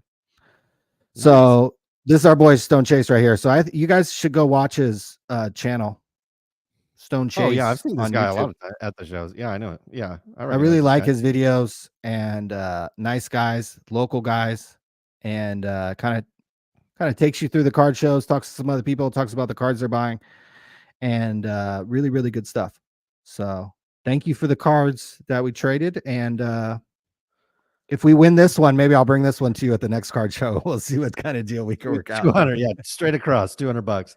We'll break even on it. Or buyer's premium, sorry, 244. Right. Retro fan with the $2. Let's go, Brandon FJB. I saw there was a lot of protests going on outside. I'm surprised they're not some pro-Palestinian protests. And look, I'm not going to sit here and say you can't protest anything. It might actually be a worthy cause that they're protesting, but I guarantee you none of them are getting 20 years in jail. So see what happens there. For real. Andrew Smith with the $5. So we talked about this. The donut scene in Sacto is great. If you guys are ever in Modesto, California, there is Mr. T's Donuts. Fantastic. They're actually a little warm. You get them out of the case. They're warm. Oh, those are fantastic. Ooh. The chocolate ones are great. Pretty much everything, especially like if you like chocolate sprinkled chocolate cake donuts, they are some of the best I've ever had, honestly. There's a donut shop in Omaha, Nebraska, and I can't remember the name of it, but they come in like yellow boxes. Oh my god, that is Mojo crazy. Sports from Lyle with the $4.99. No restrictions on donut flavors and sprinkles. So we got to talk about the donut business. Yeah, if we get them on, we'll definitely talk about the donut business. Thank you, Lyle. Appreciate that. Rip City Bandwagon with the $1.99. We need to get to the bottom of Toilet Gate. I agree. That is a high priority here at Sports Card Radio. We will get to the bottom. If Mojo is on the program, we'll probably spend 30 minutes on this right here. So be prepared for that. And I'm not joking. We probably will try to spend 30 minutes on that. David Snyder, loyal, $4.99. Are there any secrets for becoming Jeff's friend? Spend $20K at CardsHQ. I think that would help. Would that get FaceTime with him? I think maybe secrets are, maybe getting him a PPP loan, getting him a $2 million of PPP loan, maybe asking for his autograph. Seems like Jeff, though, is photographed with everybody. We got a photo. Anytime somebody comes up in the hobby, Jeff has a photo with them. Jeff has very little discretion on who he'll take a photo with. So very little discretion. He's even done videos on Jason Kuntz. He had that fat idiot on his program. Jeff Wilson needs to release the interview with Blake Martinez that he fucking took, the football player who scammed up Pokemon cards on whatnot. Jeff Wilson didn't release the video that he has with Blake Martinez. There's literally a video that he was going to release right before he got caught scamming. So Jeff, I mean, if he's into the hobby, he cares about the hobby, he should release the interview. He really should. Really should. Really should. Mark Liddell, would you guys be on a card if they asked you? If there was a check attached, Like I'm not in the business of Tops is a multi-$100 million organization. Fanatics is going to go public at what, $1 billion, $2 billion, $3 billion valuation or whatever it ends up being. I'm not in the business of making people money for free. If there was a check involved, which I don't think there is, No. like how could You we get the get more jersey. popular? How could we get more popular over here at Sports Card Radio, right? We already have the number I would one. not do it. I mean, I have cards. I have cards with Chris Bryant. I have cards made with Hank Sure. Aaron. I have cards sitting around here from the 2013 what was it? The rookie premiere that they made of me. I would have no interest in being in a top set. I think you're just asking for too much attention. I think you got to kiss their ass. I mean, show me somewhere where these guys are being openly critical of Fanatics or Tops.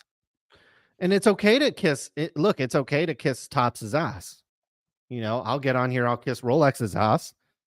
But there are things that Rolex does where I won't kiss their ass at the same time. So, you know who's got to be you know who's got to be burning are the people who kiss Tops's ass every day, the Eric Whiteback type people who fucking lick Tops's ass. They literally wake up and their first thing is to do is how can I PR department. Yeah. I'm the PR department for the fucking sports card industry, and they choose 10 people before they even give you a nod. Like that's gotta burn. Or like That's card purchaser or like card purchaser and the Eric Whiteback type of people. Yeah. Yeah, these guys that lick the butthole of Tops and then they Kentucky don't even cards. Kentucky cards. That's what I'm saying too. Yeah, Kentucky cards. It's like that's what I'm saying. It's like this is a really tough one for me because it's like you got these people. I wouldn't even consider these guys the ass licker of Tops, other than probably Jabs. And these guys get a card. So like you said, imagine how the real true ass lickers of Tops feel. Whew. It's gotta sting. Burning. Sting. Burning. Man. 2025 card lineup: SCR, Dan the Cardman, AIH, SCV, and Boozle. That would be solid. Yeah. Man, if they did that, I swear it would sell. That set would sell. I mean, if they want to sell about that big league, there it is. There it is. They'd be talking about that. It would be amazing. Could you imagine the positivity crowd if you had that 5 of lineup? Oh, that would be epic videos. Talk about butthurt. Yeah. Patrick from the Philippines says loves watching from there. God bless SCR. Thank you. God bless the Philippines. God bless Patrick. Thank you for tuning in. Thank you. CardsInfinity.com with this first shout out on SCR. I think we've had other shout outs in the past, but maybe on our live stream. It's the first time we've referenced the godfather of YouTube breaks. Literally. I remember being on our last dollar. The plastic bag just had stems and sticks in it, and we would pull up the Cards Infinity. Might have enough to go get a chocolate milk, 50-cent chocolate milk up at the little liquor store. Maybe. That was your pleasure for the day. Scraping the bottom of the smoking apparatus and pulling up Cards Infinity. These are true stories. Good times. Lyle with the $4.99. Screw Tops. SCR Tops. Greg Cohn. Yeah, Greg Cohn. If you're watching, buddy, you got me blocked on Twitter. You want some fresh ideas, but I got you. You want to partner with SCR on a set, like a repack set. I think we've got some good ideas. Love to partner with a company on a repack set. He should come on the show. He could tell a lot of good stories. Okay, well, I mean, if he doesn't have, does he have you blocked too, or is it just me? I'm blocked too. I've been blocked by everybody. I'm literally blocked by everybody. All right. Well, if he unblocks us, we will reach out. Add me to the Ginter set, the Will Greyer investor. No, sorry, the Greer tier. Sorry, the Greer tier. I like that. The Greer tier. I do too. We gotta we should call it. Back for that idea. The Greer tier, guys. I check the legal team if you could put his name in there, but that's good. Maybe, yeah. Greer tier. I don't think that's a problem with that. I don't think really. Greer, yeah. I think it's fine. Okay, I like that. We might have to give him his $2 back. That was fantastic. Give him a month idea. Greer tier. Got to figure out the other two tiers. To get put on an influencer card, you need to agree to be attached to the Javi Positivity Human Centipede. That's Markleberry with the $5 Canadian. Thank you. I agree. Got to be on that positivity train, guys. And look, when there's things to be positive about, we are. But you're a simp of the Democratic Party if you think everything Joe Biden does is amazing. Same thing with the Republican Party. If everything Trump does, you just think it's the greatest thing that's ever happened, you're just a simp. You're a scrub. The trading card industry is not all positive, sunshine and roses. It is sometimes when you're not spending $700 on third-tier quarterbacks in the NFL. Hey, when you can weigh the first 3 boxes and then get the dual logo man in the third box. Yeah, it's great. Makes it easy. The hobby's easy then. Snyder, $4.99, recently bought 78 Tops X-Mix Pass for $15. It's a good plan. Older cards, pre-80 in packs, unopened, good return on investment, sweet spot. Those are first of all, those old those are like the first repacks. The old Christmas packs. I think that sometimes even a third party would take those cards and then they would put them in like these Christmas packs. And those are like almost like the first repacks, or like going back to the 70s, those Christmas packs. And I think they even predate that. I think anytime you can get packs of cards, if they've been unsearched for $15,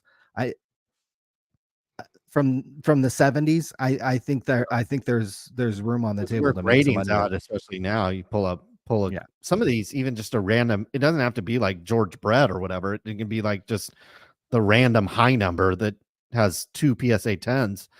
Those are good investments. Thank you, David. Big Shep 79. Thanks for the shout out about our deal at the Arbin Card Show. That's right. There he is, looking great. It's looking great. Our boy Big Shep is like Little Shep now. I mean, our boy Big Shep has I need to get on the Big Shep diet, because our boy Big Shep is dropped. Yeah, he's like Little Shep now. So we gotta rename Big Shep.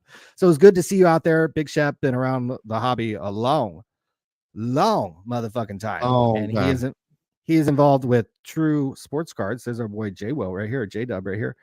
And so that great shop out here, big shop, this is like 3,700 square foot shop. Oh. So this is a big shop, and Jeff Wilson's shop is like 4 times the size of this one. Yeah. Cause I think our boy was telling me how he moved into the next. I think they're like moving into the next spot next to them, so they get more square footage. So very popular spot. And yeah, they were the recipient of what was left in my case right there. So appreciate them. Appreciate them every show. Yeah. Every show. Loyal buyers of Sports Card Radio's inventory. Appreciate that. Thank you. K12 says Seawall low key hobby goat. Oh, what's the who that is? Card investor dude. Yeah. Baseball. Okay. Yeah. Collector, I'm investor, slightly less familiar with this content, but it does get recommended. Another dude that could get, he's been making videos fucking for how long? I guess only 3 years, but it seems like he's been around a long time. Maybe he just started with the videos, but solid content. He gets very high engagement on some of his videos, so people like what they're seeing. Solid. His big thing is he makes weekly videos of like the top 10 like highest. Yeah, I've seen those. But then he also answers a lot of questions, just like of interesting cards and history of certain baseball cards, blah blah blah. Cool. I love it. We love it. We love it. Aaron is not a fan of Super Producer 10. He says mute that stoner producer guy. I would say that Tim is a commodity, a must-need commodity here on the program, but $2 says mute. That's going to go to Tim. That's going to go to Tim. So. And the logo. I think the logo guy emailed us too. We got to send that over. We got to send that Cards. Yeah. He emailed us. He was very regretful. So just know that, Tim. The logo guy was very regret his decisions. Noted. Queen City Cards with the $10. Thank you very much, Queen City Cards. Really appreciate it, my man. Thank you. Love the logo there with the almost looks like an alien. An alien. I give dick tats. That's according to Eddie. You're not going to get an influencer card. You are going to be out of the top set. Jabs. See, out of all these four gentlemen, which one would be the most likely to get a dick tat, Ryan? Jabs. Yeah, okay. We'll leave it there. Tri-City Sports Mike with the $5. Thanks, guys. I missed the president's speech. I don't know if you, I'll have to check the highlights. I was going to check the highlights of it. The highlights. People did not have high expectations there. Yeah, did he I'm fall? going short Fanatics, Eddie Cade. That might not be a bad idea. We'll see where the valuation comes out, see if they end up going public. But yeah, they're going to get a lot of criticism from Wall Street. Wall Street does not like those types of businesses. You don't see huge valuations on companies that rely on licenses to build their brand. Did you buy that? I think so. Yeah, I think so. If anybody wants a Jalen Hurts rookie card, hit your boy up. Oh my God. I bought your Chris Paul though. I bought your Chris Paul. I want that. You can have the whatchamacallit. I'll take that Chris Paul. I'm gonna have to trade. I'm gonna have to trade this. What's about 244? 244. Did I buy that? Yeah, total. 810. Okay. I'm happy with that. Don't get the select. It's a low tier. Too late. Too late. 885. I mean, somebody did in the chat note it was color match, so that is cool. But I think I can get 4 figures. I swear to God, this dude is like 3 games away from being out of the NFL. Everybody is. I don't know. Not Mahomes isn't. Burrow isn't. Our boy. You know what I mean? Like, this is the only guy with job security. Okay, fair enough. Christine, hey fellas, just won a 97 Flair Showcase complete set. Nice. Scott Rowland, Vlad, Ortiz, BGS95 graded with 4 more. Nice. Love those old Flair Showcase cards. There were some nice lots on. Yeah, there were nice lots on Golden this week. There were good lots on Golden this week with like graded cards and just random. That's where you make your money. That's where you make the money, especially on Golden. On eBay, man, those graded lots go for full price. But you can actually make money on the ones. Split them up. Good job, Christine. Definitely a set I would be a bidder on. J Maxaya, you. $5. What do you think about the collaborative effort within the hobby to collect data in order to analyze statistical agreements between grading companies? So you're talking about like a universal pop report? Oh, like a universal pop report? I think that would be cool. I think the tricky thing about those pop reports is everybody's always like, they send it to SGC, they get a grade, then they crack it out and they send it to the other one. And so the same thing happens in the coin world where you don't know actually what the true pop is because somebody took the card and re-slabbed it. It's obviously doesn't matter for the Zion Williamson Prism card because there's a million of those anyways. But when we're talking about the super rare cards that sometimes get like re-slabbed, it would be nice to get it taken off of the one registry and put in the other one. I'd be down with that. Well, with the collectors buying SGC and already owning PSA, if they are going to keep those companies separate, how do you not make a combined registry between the two that works seamlessly between the two? That could be the best thing about both. You owe $2. I bought my first Rolex. Yes, this week. A Datejust 41 blue with the Roman dot. Nice. Yeah, that's a solid first purchase, my man. Yeah, if you're into Rolexes, man, get your ID. I think somebody sent us an email. I'll get back to them. But yeah, those are solid. Love the look of those. Ooh, that's just a watch. You're never gonna get rid of that. You're always gonna have that watch. Ooh. You're never gonna get rid of it. And for the price, I mean, it's an expensive watch. Okay, that's a very expensive watch. But for the price, very, very, very solid. Love that choice. Congratulations.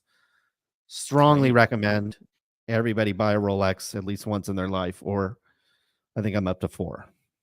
and a fifth is Lame. coming. David Snyder, again with the 49. When you buy an older Rolex, what drives up the price? Year, material, production level. So sometimes it's they get discontinued. If it's an already popular watch and then it gets discontinued, that can drive up the price. Certain color combinations certainly can drive up the price. But typically what it is it gets discontinued. So there's a certain color combination that's popular, and then they stop making that watch in that color. And whereas Rolex does make some like they've never stopped making, like black dial subs with the black bezel. Like they never stopped making that, but they've stopped making the green bezel ones for periods of time, and that will drive up the price. There's other things that will drive the price, but it's typically just hype and color combination. And there's just certain color combinations, the blacks and the whites. Those tend to sell relatively well. If a celebrity wears the watch, that really helps it. That like John Mayer. One of these people? One of these? No. Oh, no. These guys No, aren't I'm celebrities? talking about like Mark Wahlberg, Oh. Jay-Z, LeBron, Oh. although LeBron I think is an AP guy. No, Jeff? you need celebrities, rappers, those types of Oh. people, athletes, them to wear the watch. That can drive up a price, drive up hype. Also, there's just influencers in the watch world too, that very similar to trading cards can just hype. Like, why are Kaboom? I know Kaboom cards are pretty rare and they look pretty cool, but they sell for a ton of money mainly because of hype. And the same thing happens in the watch world. Certain watches, they're stainless steel. There's nothing rare about them, but they go for a lot of money. You know what I mean? That card's good. That's a nice card. 6 days left. It's already at $1,000. I mean, you can buy his autograph. I don't get it. Yeah, I don't get it. I don't get it. Like, I don't get these cards. But it's a cool card. I think they're cool. But very similar to Rolexes. Queen City Cards with the $2. Thoughts on SGC move? Good or bad? We talked about it a little bit last week. I think it was great for SGC. If they got 100 million, why the hell not? Consolidate the industry, go to a bigger company. PSA is going to go public. Even if you get rolled up into their operations, seems to me you'd have a demand for their operations out there in Florida. So I'm in. So I thought it was a great move for them. For the quote hobby, I don't know, but I don't really give a shit about the hobby. The hobby, whether SGC's in it or not, is going to be fine. The PSA or Collector's Universe got bought for $850. Yep. That's a lot. But the rumor is they want to re-go public. Yeah, they want to go public. I had stocks and see Collector's Universe and pretty mad about the buyout. I did too. It was actually in my son's account. I think I only bought it like at $20-something a share. So he came up. But yeah, it forces a sale and it forces a taxable event as well, if it's in a tax account. So yeah, those aren't always that great. Guys, that about wraps it up on today's show. We got to check in on the president, make sure he didn't pass away on the stage. He's probably still talking. Thank you all for tuning in. The most watched live program where we don't slurp the industry and we don't give anything away, although maybe we'll do something next week when we start our grift tiers. Ryan overpaying for like 9th tier quarterbacks. Like, we can name 9 better quarterbacks in the NFL than this guy. And you just spent nearly $1,000 on his card. It's a tragic day here on Sports Card Radio. Ryan just feeding that 9-figure bank account. It's probably 10 figures now after that one. You just put it over you just gave Mr. Golden an extra digit in his bank account because you overpaid for Jalen Hurts. Not even Prism. It was green Prism. Select. You like Jeff Wilson, you going after that 2nd tier brand on 9th tier QBs. I bought a 9th tier point guard for $200, not even a rookie card. So is that even a rookie of Jalen Hurts? Is that even a rookie card? Yeah, it's a fucking rookie card. 3 of 5. All right. I'm getting 1,000 for this fucker. I'm telling you, he's on his way out. 1,000 for it. He's at it. Yeah, right. No, he's not. No, he's on his way. So many parallels of Select. There's shimmers and There is. all that other shit. Yeah. At least that Chris Paul. That Chris Paul never gonna go down. It ain't gonna go up, but it ain't gonna go down. So guaranteed. Look at this. Watch how much you overpaid. $100. It's $100 card. That's not no $100 card. Die cut for. God, Let us know. Damn. If people are in the chat, got you. He's Dak Prescott. He might even be as good as Dak Prescott. Dak Prescott. Yeah, just made a 180 commission on the Hertz card. Oh man. Oh, the green disco sold. These are 2022, so I'm trying to get something different time, different place. That's right after the Super Bowl. That's like into the Super Bowl. That card sells for like a rack. This is September green disco for 13. See, that's also out of SGC 5. 10. I mean, if This you is get also 13 out of for 5. it, I'll be The happy green for you. disco's out of 5. Is it a There's 10? 13. I think it's a 9. I can get a fucking rack for this card. There's one raw. Look at how ugly this You're one gonna have is. to fly to Philly to get a rack for it. I'm getting a rack for this motherfucker, at least. Embarrassing. Come on. You're making like 10%. How do you even bid 5? Queen City cards. This guy looks like A he knows risky cards, man. 10%. How do you even on bid the 500 for 1,000. that? Exactly. I'm gonna take some Ozempic, man. Damn. Minute it's safe for everybody. Hey, he ain't playing for 6 months, so nothing bad could. He shaved his goatee. I don't That's the know. worst thing that could I don't happen to know. him. I So don't I know. think he's gonna be We'll see. fine the next 6 months. Like I said, in a month they might right, we'll draft see. a quarterback in the 3rd round, and that's it. That'll suck. They're not moving off of this guy. Come on. Okay. Palantir, interesting company. Okay, guys, I got to run. Thank you all for tuning in. We'll be back some other time, some other place. Check out the Clips channel as well. There's content there. But until next time, we are out of here.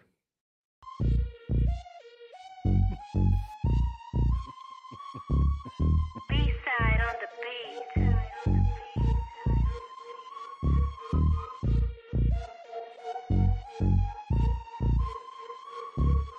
What's going on with that PPP? You done a lot of talking, not a lot to see.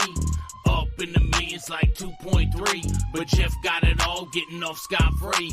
Try to talk tips like we talking about stock, but you're talking about men printed on called stock. When you open your mouth, I take it with a grain of salt, cause the market's down and you're a clown, it's all your fault. You ruin the hobby I love with your bullshit. Jeff Wilson, Jeff Wilson. You ruin the hobby I love with your bullshit. Jeff Wilson, Jeff Wilson.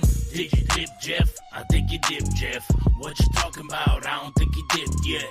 Willie's doing shady shit like the GOBs, like his whole failed thing with them NFTs, taking money from the people to pay. Most of them are broke, but that's okay, he's getting money. Even better, tax-free, loving all the stimulus from PPP. You ruin the hobby I love with your bullshit. Jeff Wilson, Jeff Wilson. You ruin the hobby I love with your bullshit.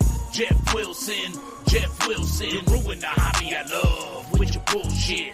Jeff Wilson, Jeff Wilson. You ruin the hobby I love with your bullshit.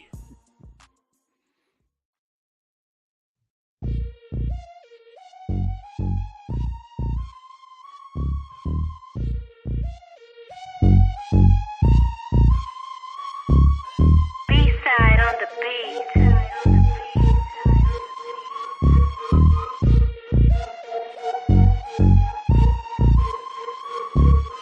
What's going on with that PPP? You done a lot of talking, not a lot to see. Up in the millions like 2.3, but Jeff got it all getting off scot-free.